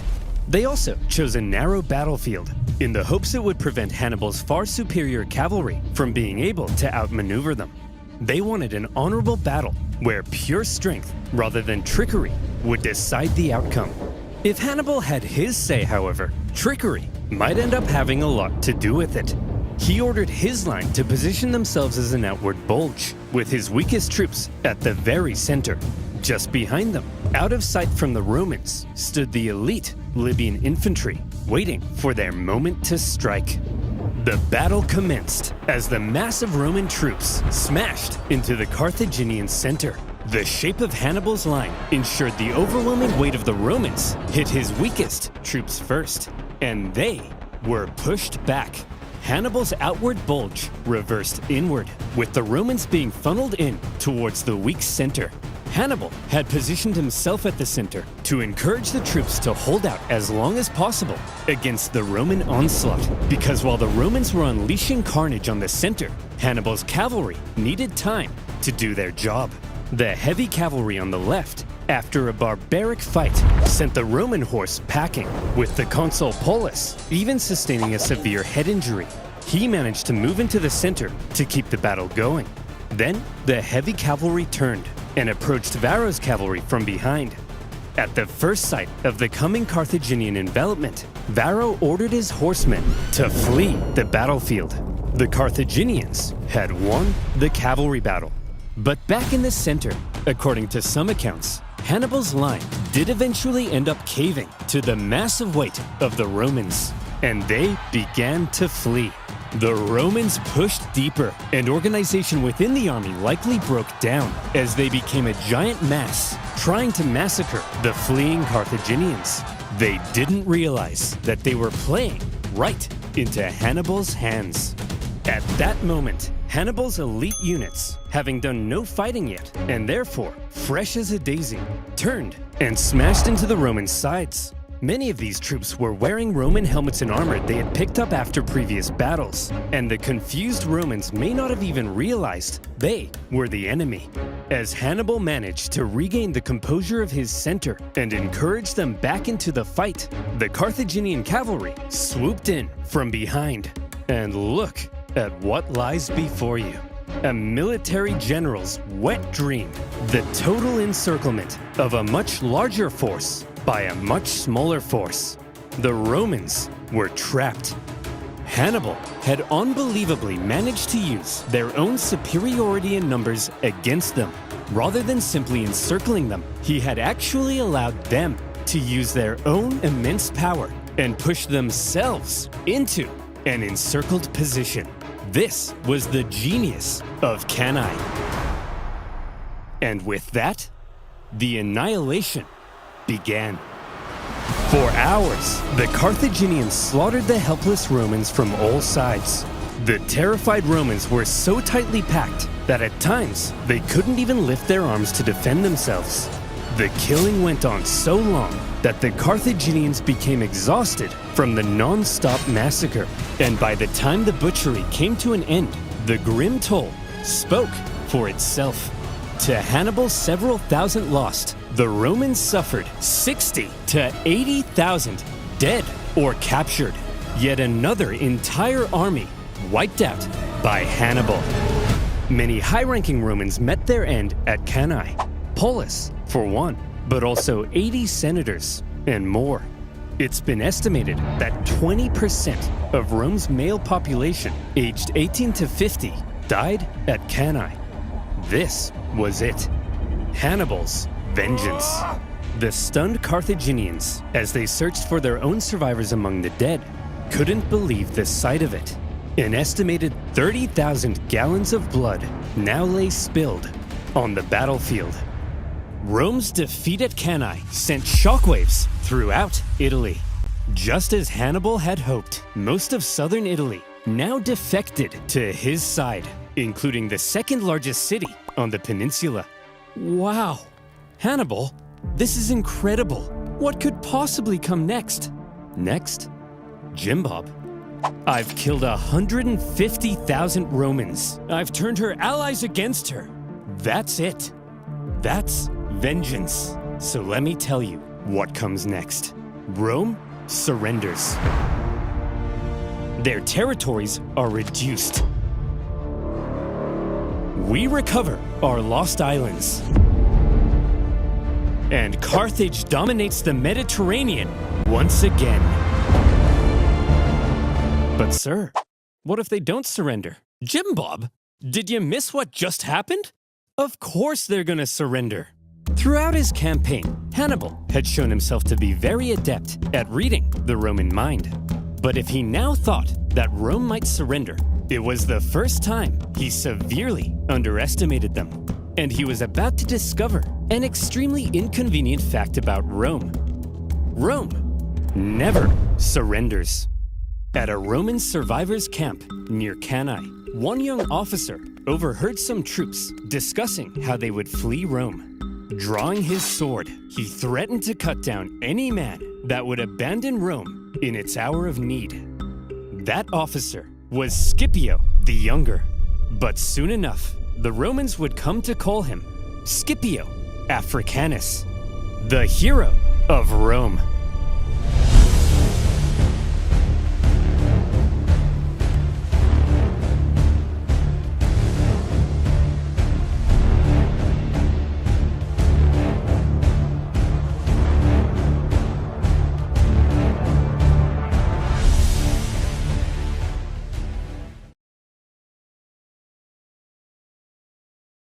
This video was made possible by NordVPN. Click the link in the description to get an exclusive deal with 4 extra months. Head over to the merch store to pick up some character pins, calendars, and more. Also, ever needed to enact vengeance on your enemies, but always felt too shy? Well, fear not. Little Hannibal is here. Support our channel by heading over to oversimplified.youtube.com and buying your very own pocket-sized piece of vengeance. Our exclusive Hannibal figure is in limited supply, so get it quick.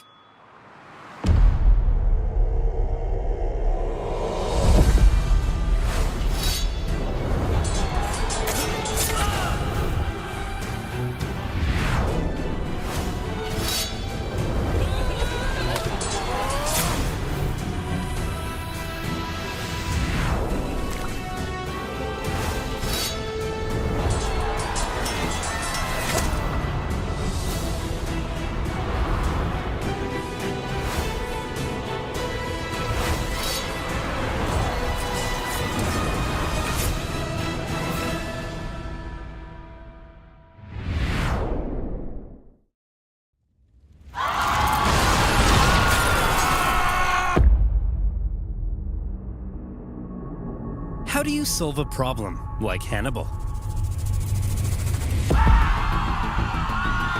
In a crisis such as this, the Romans often turn to religion. What's going on? Are the gods mad at us? The gods must be mad at us! But why?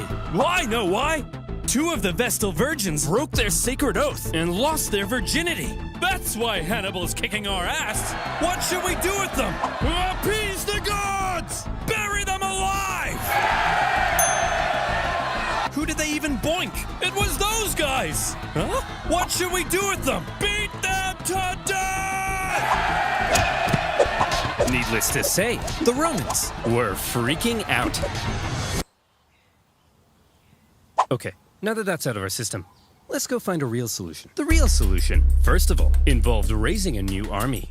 Remember, at Cannae, Hannibal had wiped out the biggest army Rome had ever fielded. Possibly 20% of Rome's military-aged men. Rome needed to replace those losses, and fast, before Hannibal arrived at their gates. But where would those replacements come from? Rome had a few ideas. Quick! Lower the age of conscription! You! Put down those Digimons! You're a soldier now! Enlist all these slaves with the promise of freedom! And equip them with all these religious weapons and armor! Anything we've got! All right, men! You are Rome's last line of defense! Man the walls!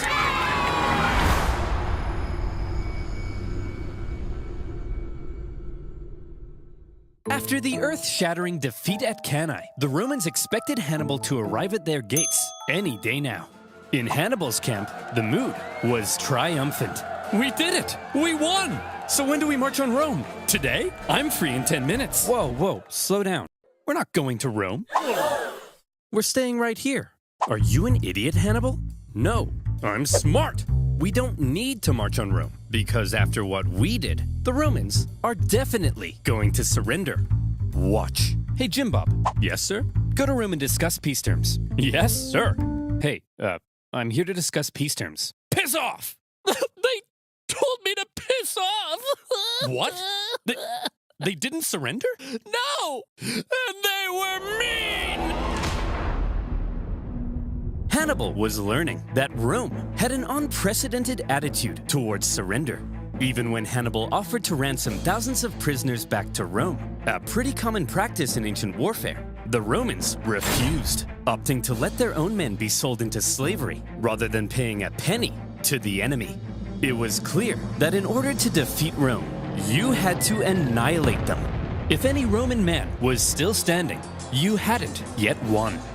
But still, Hannibal decided not to march on Rome, and it was a controversial decision. Even one of his own commanders famously told him, "Hannibal, you know how to win a battle, but you do not know how to win a war." From Hannibal's perspective, perhaps he knew his army was designed to survive behind enemy lines and sow chaos. It may not have been well equipped to undertake a risky siege of one of the most fortified cities on Earth.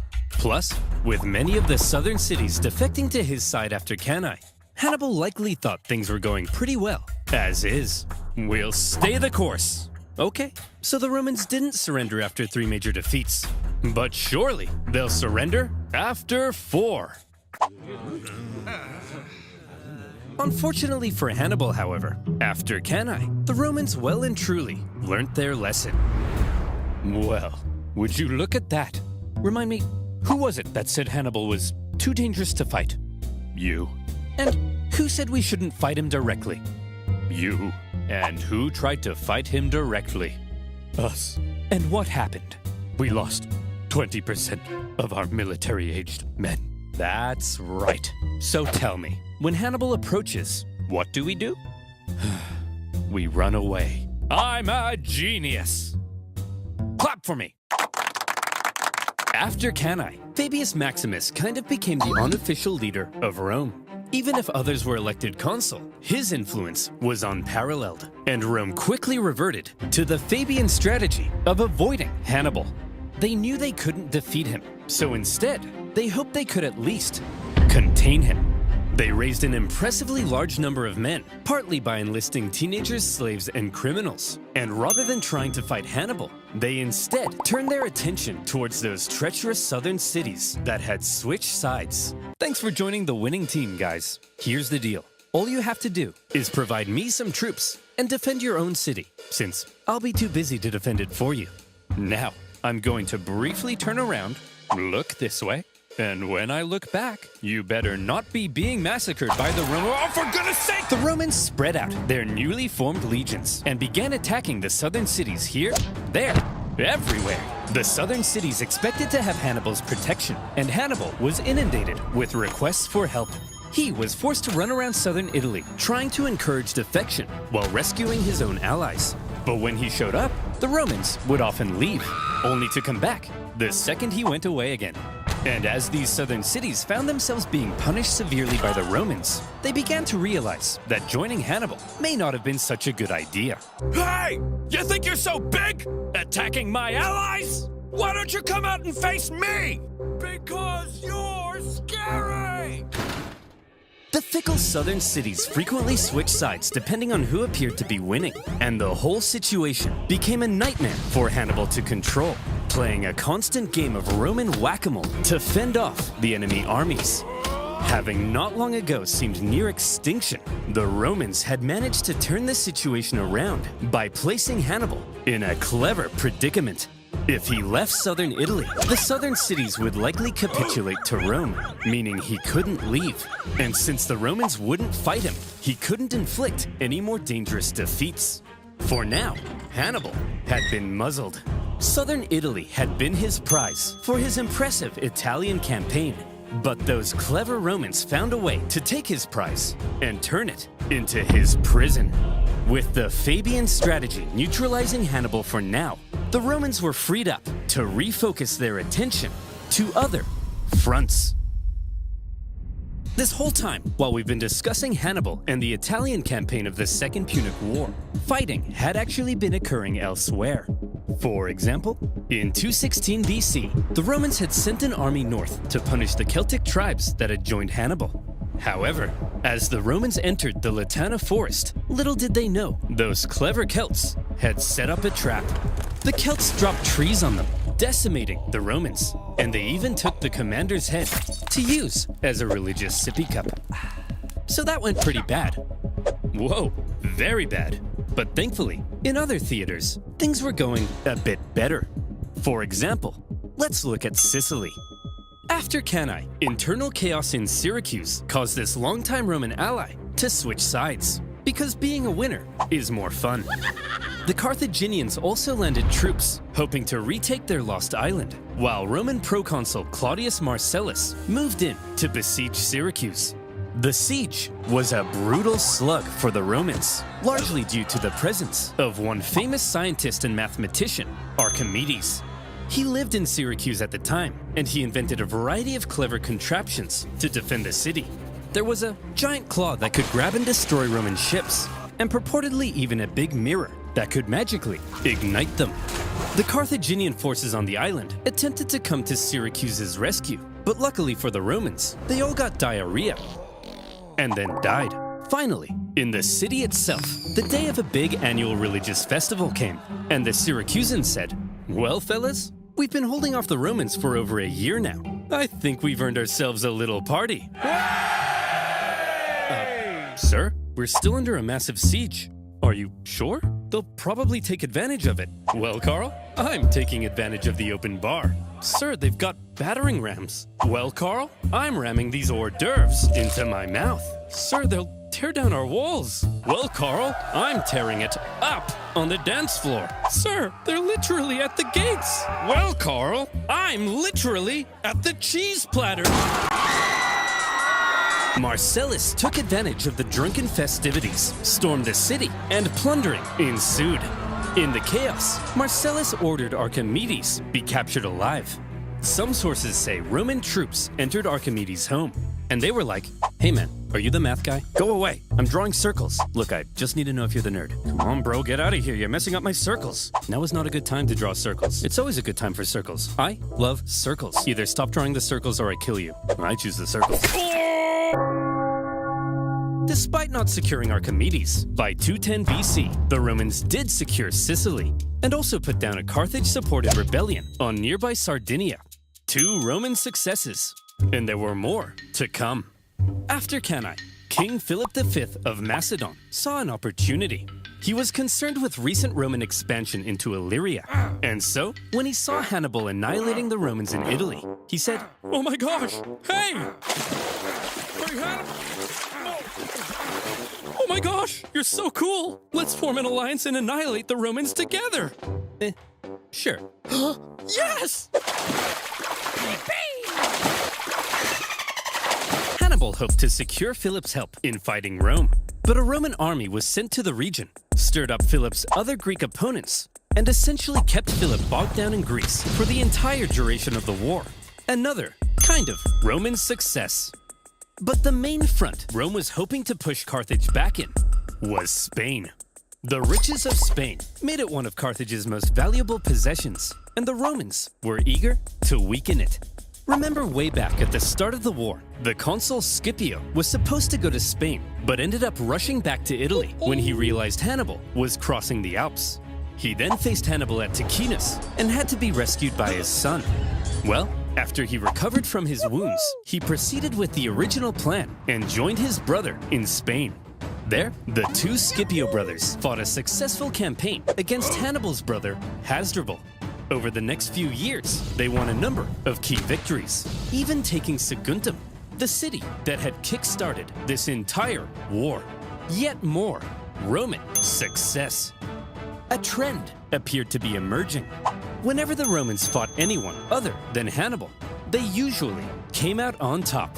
Perhaps these other fronts would be the key to Rome taking back control of this war. Perhaps it was time for Rome to return to their old ways of being the aggressive go-getters. And perhaps it would help if Rome had a Hannibal of their own.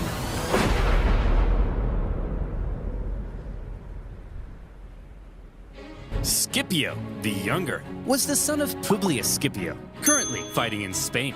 This made him a member of one of Rome's most prestigious families. Not much is known of his childhood, although there is one story of how he was getting hot and heavy with a young lady, only to have his dad barge in and drag him out wearing nothing but a cloak.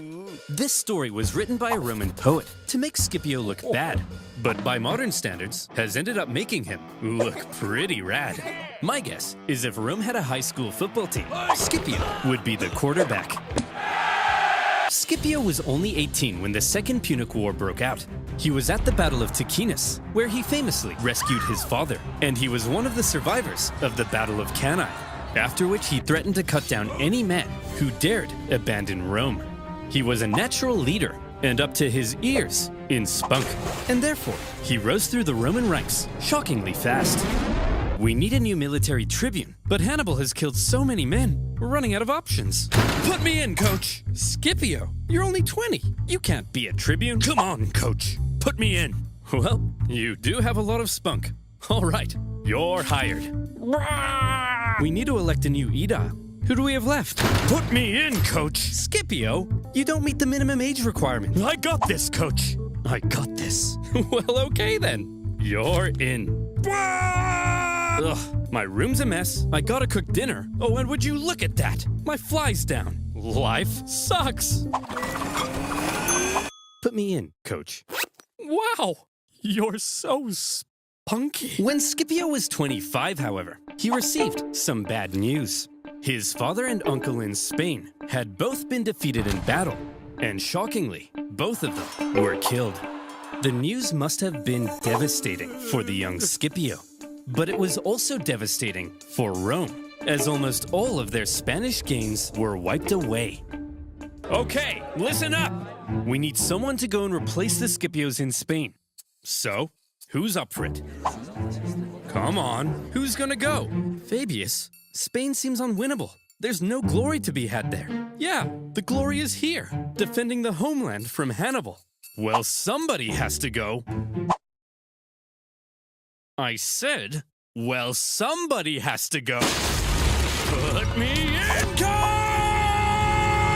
Scipio was eager to be the one to go and replace his father and uncle in Spain. However, there was concern amongst the older senators. You're only 26. You can't lead a military campaign. He's right. That's a good point. And you're 71. You can't stand up without a little urine dribbling down your leg. That's a good point. He's absolutely right. Scipio didn't meet the typical requirements for the position, but as the only person willing to go, this young piece of hot Roman meat was unanimously elected proconsul and sent to lead the Roman armies in Spain. He hoped to carry out a campaign as impressive as Hannibal's had been in Italy. In fact, Scipio rather admired the one-eyed general. Scipio, you've got a Hannibal poster in your room.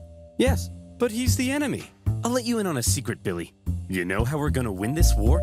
By marching straight at the enemy? No, that's the old way. We've gotta be less Roman and a little more Hannibal. Hey, by the way, don't just barge into my room. That's an infringement of my privacy. Privacy? Privacy, you say? Well, Scipio, if it's privacy you want, then you, my friend, need NordVPN. Don't touch me. How would you like to be innocently downloading inspirational photos of Nicolas Cage, only to realize it's malware stealing your data and telling all your friends you still sleep between your parents because of scowy dweems? Yeah, didn't think so. And that's why you need NordVPN. With a single click, NordVPN connects you to secure servers around the world, keeping you safe from malware and other online threats. Their Threat Protection Pro features go the extra mile in preventing your data being stolen by scanning your downloads for malware, blocking malicious websites, and even detecting fake online shops. DolceandBanana.com? I don't think so. But that's not all. With NordVPN, you're not just protected, you can also unlock better deals in other regions and access content that isn't available in your country. So get protected today by heading to nordvpn.com/oversimplified and grab an exclusive deal with 4 extra months for free. That's nordvpn.com/oversimplified. And as always, you'll be supporting my channel. So thank you. Now, where were we? Oh yeah. Hannibal contained a young piece of hot Roman meat sent to lead the Roman armies in Spain. Scipio was charismatic, extremely confident, bold, and probably most importantly of all, he thought differently from other Roman generals. So Skippy, what's the plan? Don't call me that. We're Roman, so same thing as usual, right? We march straight at the enemy, right? Get this, Billy. No, we don't. Scipio was a real outside-the-box thinker. There were 3 main Carthaginian armies in Spain, 2 led by Hannibal's brothers, Hasdrubal and Mago, and another led by Hasdrubal Gisco. Most Roman generals might have looked at these armies and said, I just gotta, march straight at these guys and kick their ass and stuff. But not Scipio. At a time when many believed winning battles won wars, one of Scipio's greatest strengths was an ability to see the overall strategy behind his actions. He knew that Spain was the closest thing Hannibal had to a base of support. With its mass resources and manpower, it's where Hannibal likely hoped to get supplies and reinforcements from. Spain's base of support was the city of New Carthage, the most fortified city on the peninsula, perfectly positioned to communicate with and receive supplies from Africa. And so, if Scipio managed to take New Carthage, he could take Spain. And if he took Spain, then maybe Hannibal would fall. To Scipio, Spain wasn't just some sideshow. It was the main show, and it all rested on New Carthage. But a surprise attack on Carthage's capital city in Spain? It was a ridiculous idea. Even if you pull off the 7-day forced march past the Carthaginian armies to New Carthage. Once you get there, you'd only have a couple weeks to take the city before the Carthaginians arrived to kick your ass. Sieges of cities that fortified usually took months, if not years. So, Scipio, how are you going to pull this off? Well, first of all, to make sure the surprise plan stayed hidden, Scipio kept it a total secret, even from his own men. Where are we going, Skippy? I'm not telling you. Is it Disneyland? I'm not telling you. I think that means we're going to Disneyland. This secrecy kept the Carthaginians from preemptively reinforcing the city. As a result, New Carthage was left under-garrisoned, because the Carthaginians believed it to be kind of naturally impenetrable. It was surrounded on 3 sides by a lagoon, and only accessible via a narrow isthmus. What's an isthmus, you ask? Maybe read a book. Alright, Scipio, you made it to New Carthage. Now the other Carthaginian armies are only a 10 days march from coming and kicking your ass. Just what were you thinking? Well, Scipio had learned something crucial. Every afternoon, the tides made the lagoon around New Carthage briefly shallow enough to cross. So, he ordered a large diversionary attack on the main city gates, distracting the city's defenders. Then, a small infiltration force traversed the lagoon, climbed the unguarded northern walls, and entered the city. They ambushed the guards and opened the city gates to the rest of Scipio's army. And just like that, New Carthage had fallen. In a single day, Scipio had taken Carthage's capital city in Spain, and he made it look easy. With it, he seized much of Carthage's war supplies, several silver mines near the city, and various powerful Iberian tribes even joined his side. And now he was in a great position to take on the other Carthaginian armies in Spain. Wow, Skippy, you're amazing. Don't call me that. How'd you know the lagoon would get shallow? It's almost like you speak to the gods. No. I told him. All the local farmers know about the Yes, that's it. I speak to the gods. Scipio had no problem allowing his men to think he was divinely inspired.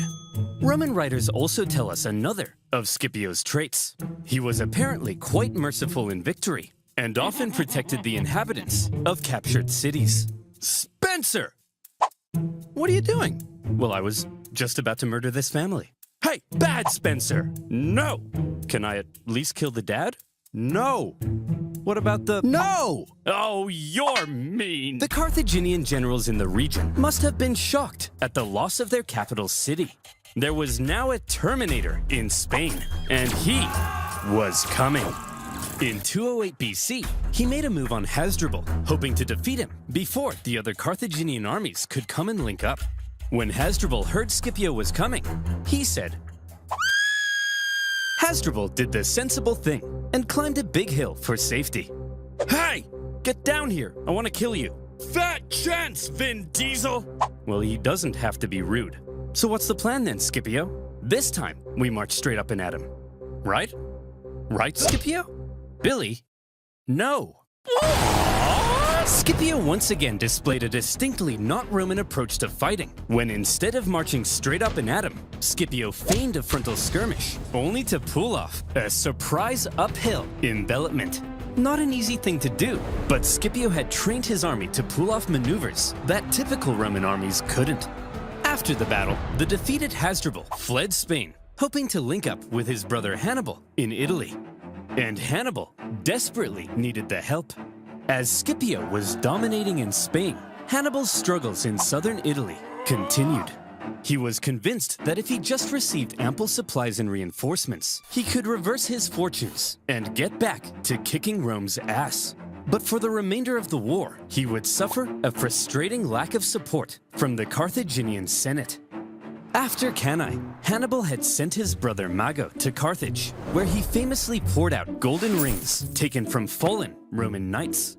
He told the Senate that with reinforcements, Hannibal could finish the job. But a growing faction in the Senate, possibly jealous of Hannibal's rising influence, opposed sending any help. In the end, a large number of the reinforcements gathered for Hannibal now ended up being diverted to stop Scipio in Spain.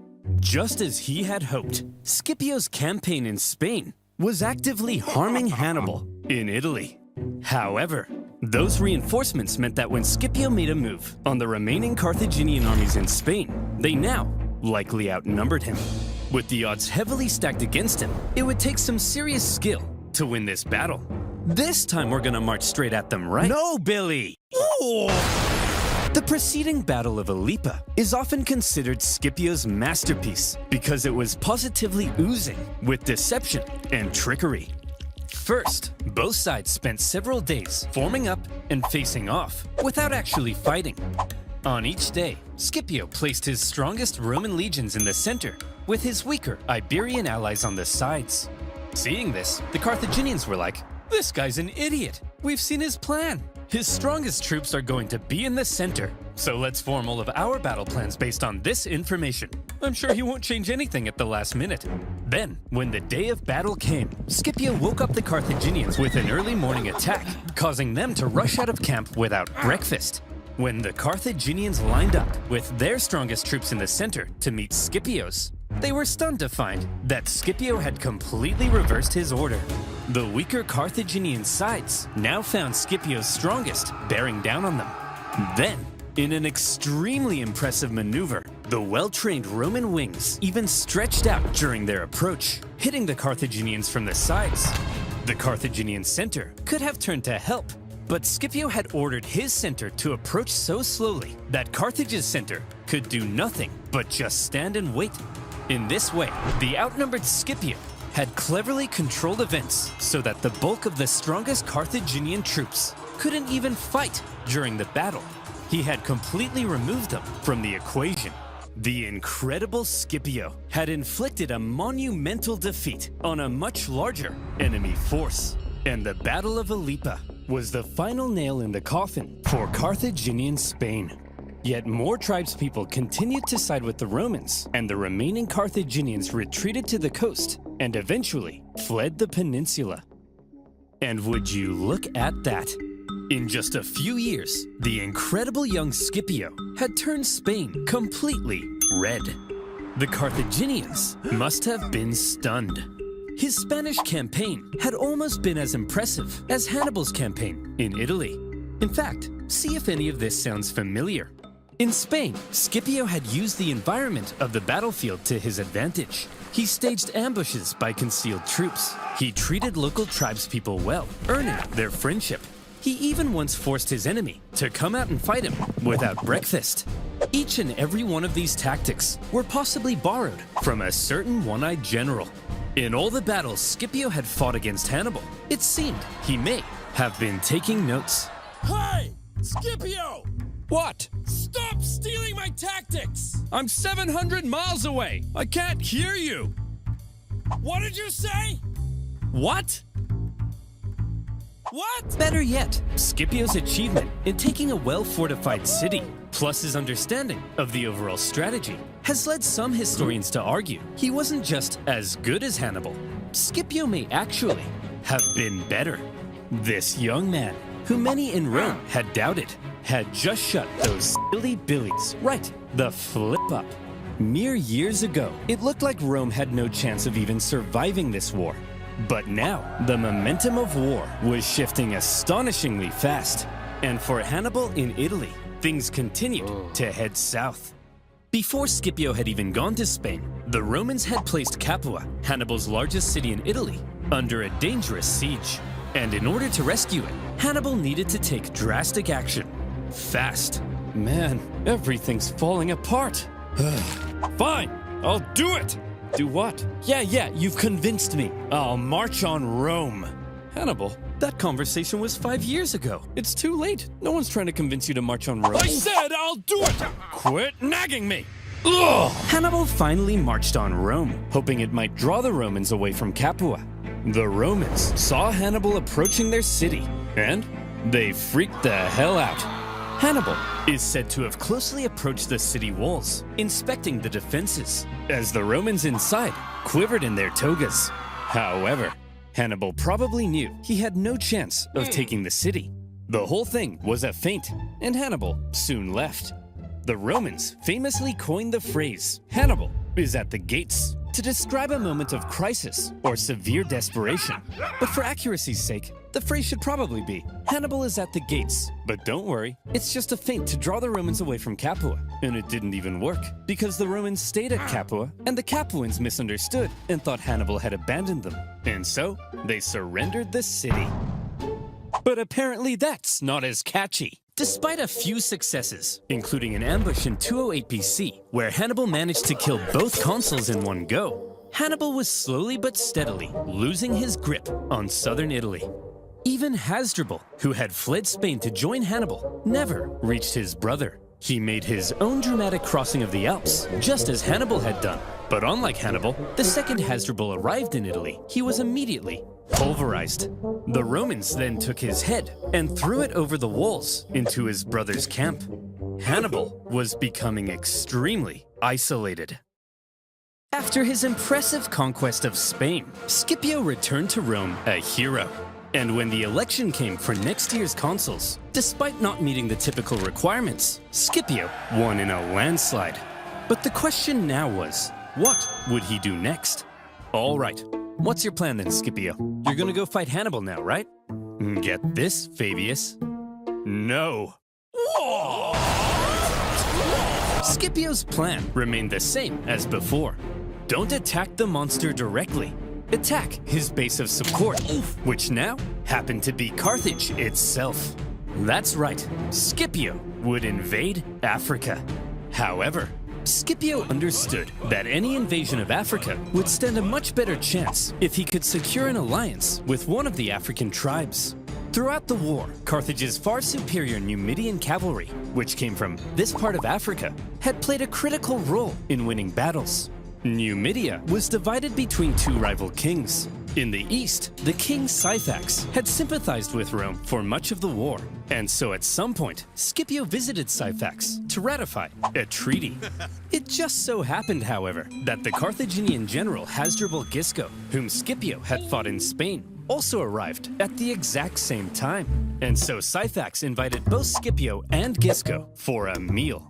The two men fought for Syphax's alliance, and by Roman accounts, Scipio was positively charming. Come on, Syphax, stick with us Romans. We'll build a naked statue of you. Very enticing. If you join our side, Syphax, we'll give you a 2% discount on figs. You like figs, don't you? Not really. Hey, Syphax, check this out. Wow! Hey, Syphax, check this out. Did he just defecate? I believe he did. Well, Scipio, you clearly are the most charming man in the Mediterranean. My alliance is... Syphax, I'll let you marry my extremely hot daughter.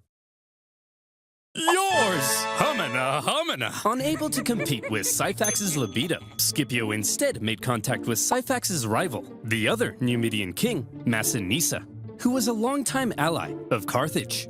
Scipio told Massinissa, if you join the Romans, I'll help you defeat Syphax and become the ultimate Numidian king. And so Massinissa was now on Team Rome. Good job, Skippy. With a Numidian alliance solidified, Scipio prepared for his invasion of Africa. He raised a volunteer force that included many of the disgraced survivors from Cannae, and he set sail. Well, Terry, any news from Italy? Has Hannibal won the war yet? Who on earth? Here's Skippy! The Roman landing sent a clear message to the Carthaginians. You don't invade us. No, no. We invade you. For the first time in the war, the Carthaginian homeland was under threat, and the Carthaginians needed to defeat Scipio at all costs. They gathered a huge army led by Hasdrubal Gisco, with allied Numidians led by Syphax, and they ordered them to get Scipio the hell off their continent. Sources say at this point, Scipio was severely outnumbered. Scipio? That army's huge! There's no way we can beat off all these men! How are we gonna beat off all these men? Vigorously! And while maintaining eye contact. As always, Scipio had a plan to deal with the larger enemy force. It just so happened that Syphax was offering to try and broker peace between the Romans and the Carthaginians. And Scipio smelled an opportunity. He sent a Roman envoy to Syphax's camp. And when they got there, Syphax was like, "Hey guys, welcome to the enemy camp. Just before we begin negotiations, a small safety demonstration. As you can see, our huts are made of grass and reeds. Very flammable. If there was even a single spark, this whole place would become a raging inferno, and all my men would burn alive." Very interesting. The Roman troops then reported back to Scipio about the Numidian camp, its construction, and most importantly, its flammability. Then, the following night, as the sun was setting over the beautiful African plains, and the Carthaginians got all comfy in their beds, they began to gently dream of Carthaginian figs and child sacrifice. Good night, Carthaginians. Good night, Syphax and Gisco. Good evening, Scipio. In the night, shadowy Roman figures approached the Numidian camp. As the Numidians lay in their beds, Scipio executed his plan. The camp erupted into flames. With the flammable wooden huts, the fires spread terrifyingly fast. Men were burned in their beds. Those who awoke in a panic, believing the fire to have been some kind of terrible accident, rushed to the exits without their weapons and armor. Those who saw the fire from the Carthaginian camp also rushed out unarmed. And when they got there he was, Scipio, the Romans, and their steel.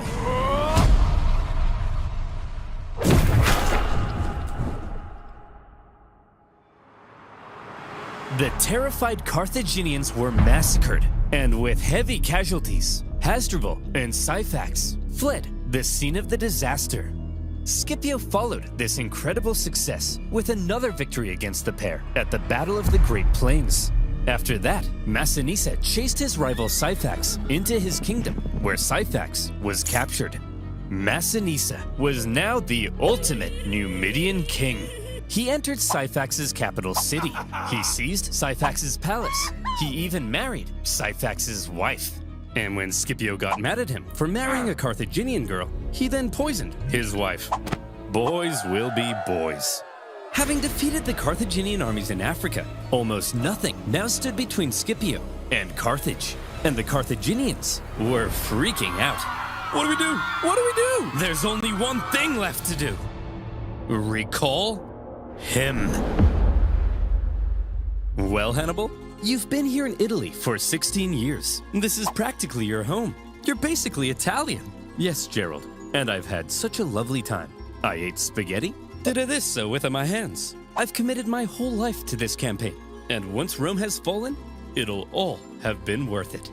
Hannibal, you have to return to Carthage. Your Italian campaign has been for nothing. Your whole life has been a waste. No! Imagine being Hannibal in this moment. You left Carthage when you were 9. You probably barely even recognize your own homeland. The kingdom he had built in Spain with his father? Gone. And now his Italian campaign, his vengeance. Was it really all for nothing? But that was that. Carthage was under threat, and Hannibal had to protect his home city. As he left Italy, in Rome, there was celebration, but also some trepidation. Now, Scipio would have to face Hannibal in Africa, where Hannibal would have home advantage. While Hannibal was on his way, the Carthaginians stalled for time and approached Scipio for peace talks. Hey, look, we never meant to start an all-out 2-decade-long war, but you did. No, that was Hannibal. He's to blame for all of this. Well, all right then. Sign this peace treaty. Okay, let me just get my signature right on there. He's here! Yes! Oh, look who's here, you bald prick! You're so dead now, Skippy. Don't call me that!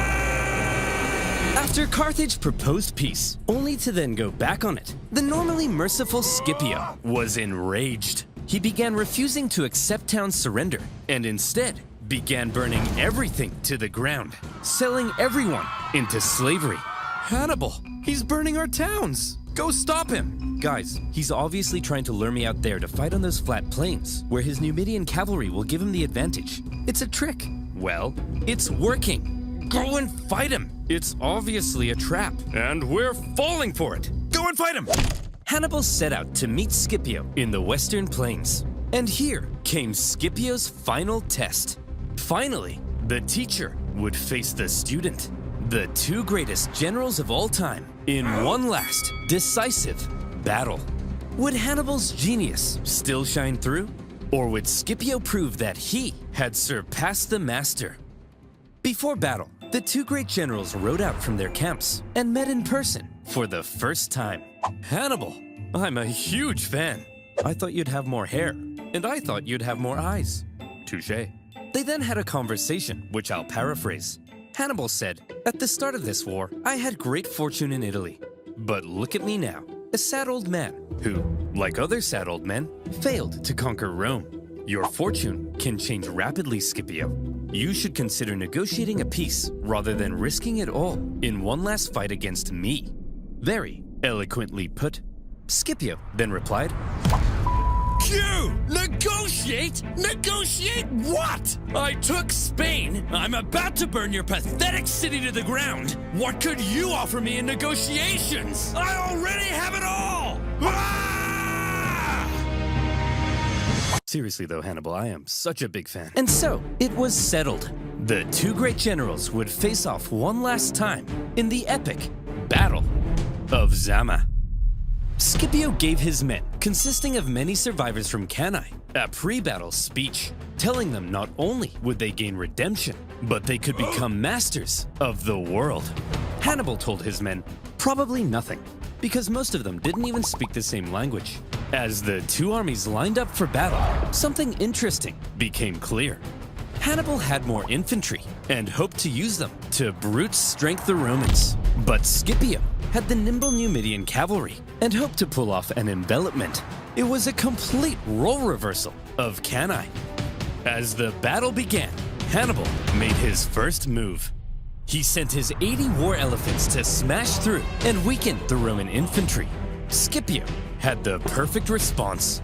He had altered his formation to create passages between the Roman maniples. His light troops stepped aside at the right moment, revealing the gaps ahead of the charging elephants. Elephants, if given the choice between a suicide charge into spears or a nice clean escape, will probably choose the escape. And that's what happened. Some elephants were so frightened from the noise that they even turned and smashed back into the Carthaginian cavalry, which the Roman cavalry then engaged. Your move, Hannibal. Hannibal wasn't an idiot. He knew that he was fighting superior Numidian cavalry on open plains. So when his weaker cavalry ended up being routed from the battlefield, he probably wasn't surprised and hoped the Roman cavalry would be lured as far from the battlefield as possible, because his infantry needed time to do a clever little job. Hannibal had the numerical advantage, and he had positioned his army in 3 lines. The weaker troops were at the front, while his best men, the army that had been with him in Italy, were in the rear.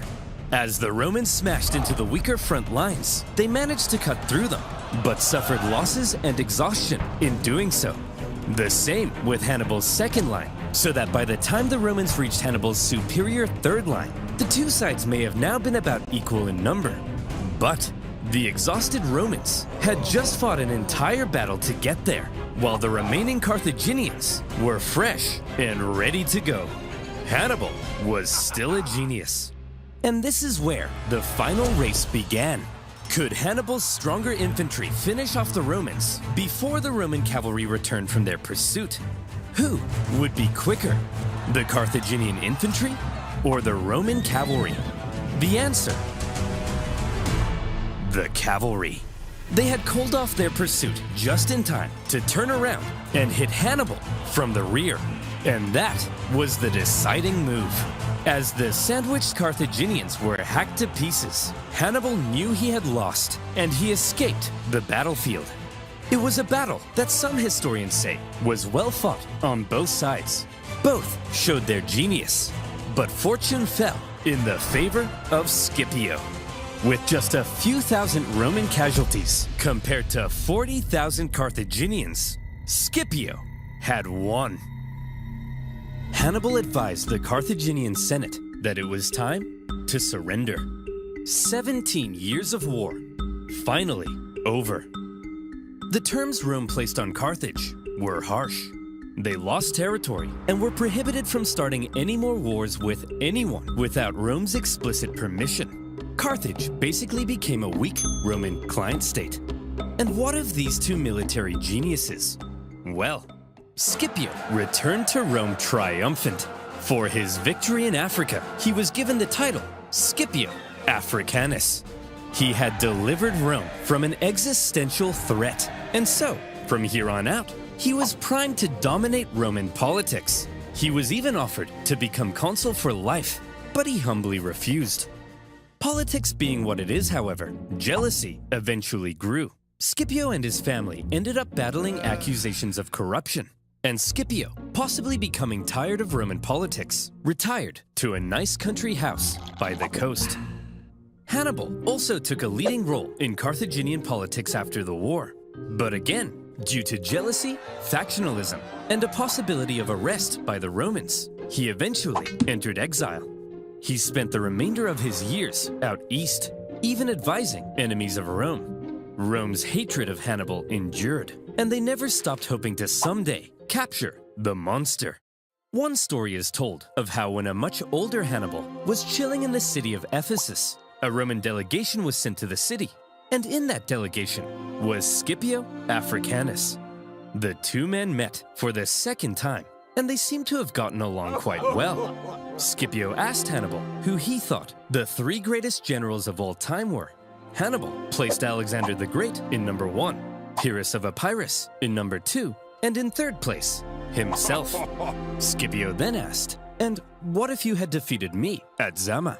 "Well, Scipio, then I would have been the greatest general of all time. Please, call me Skippy."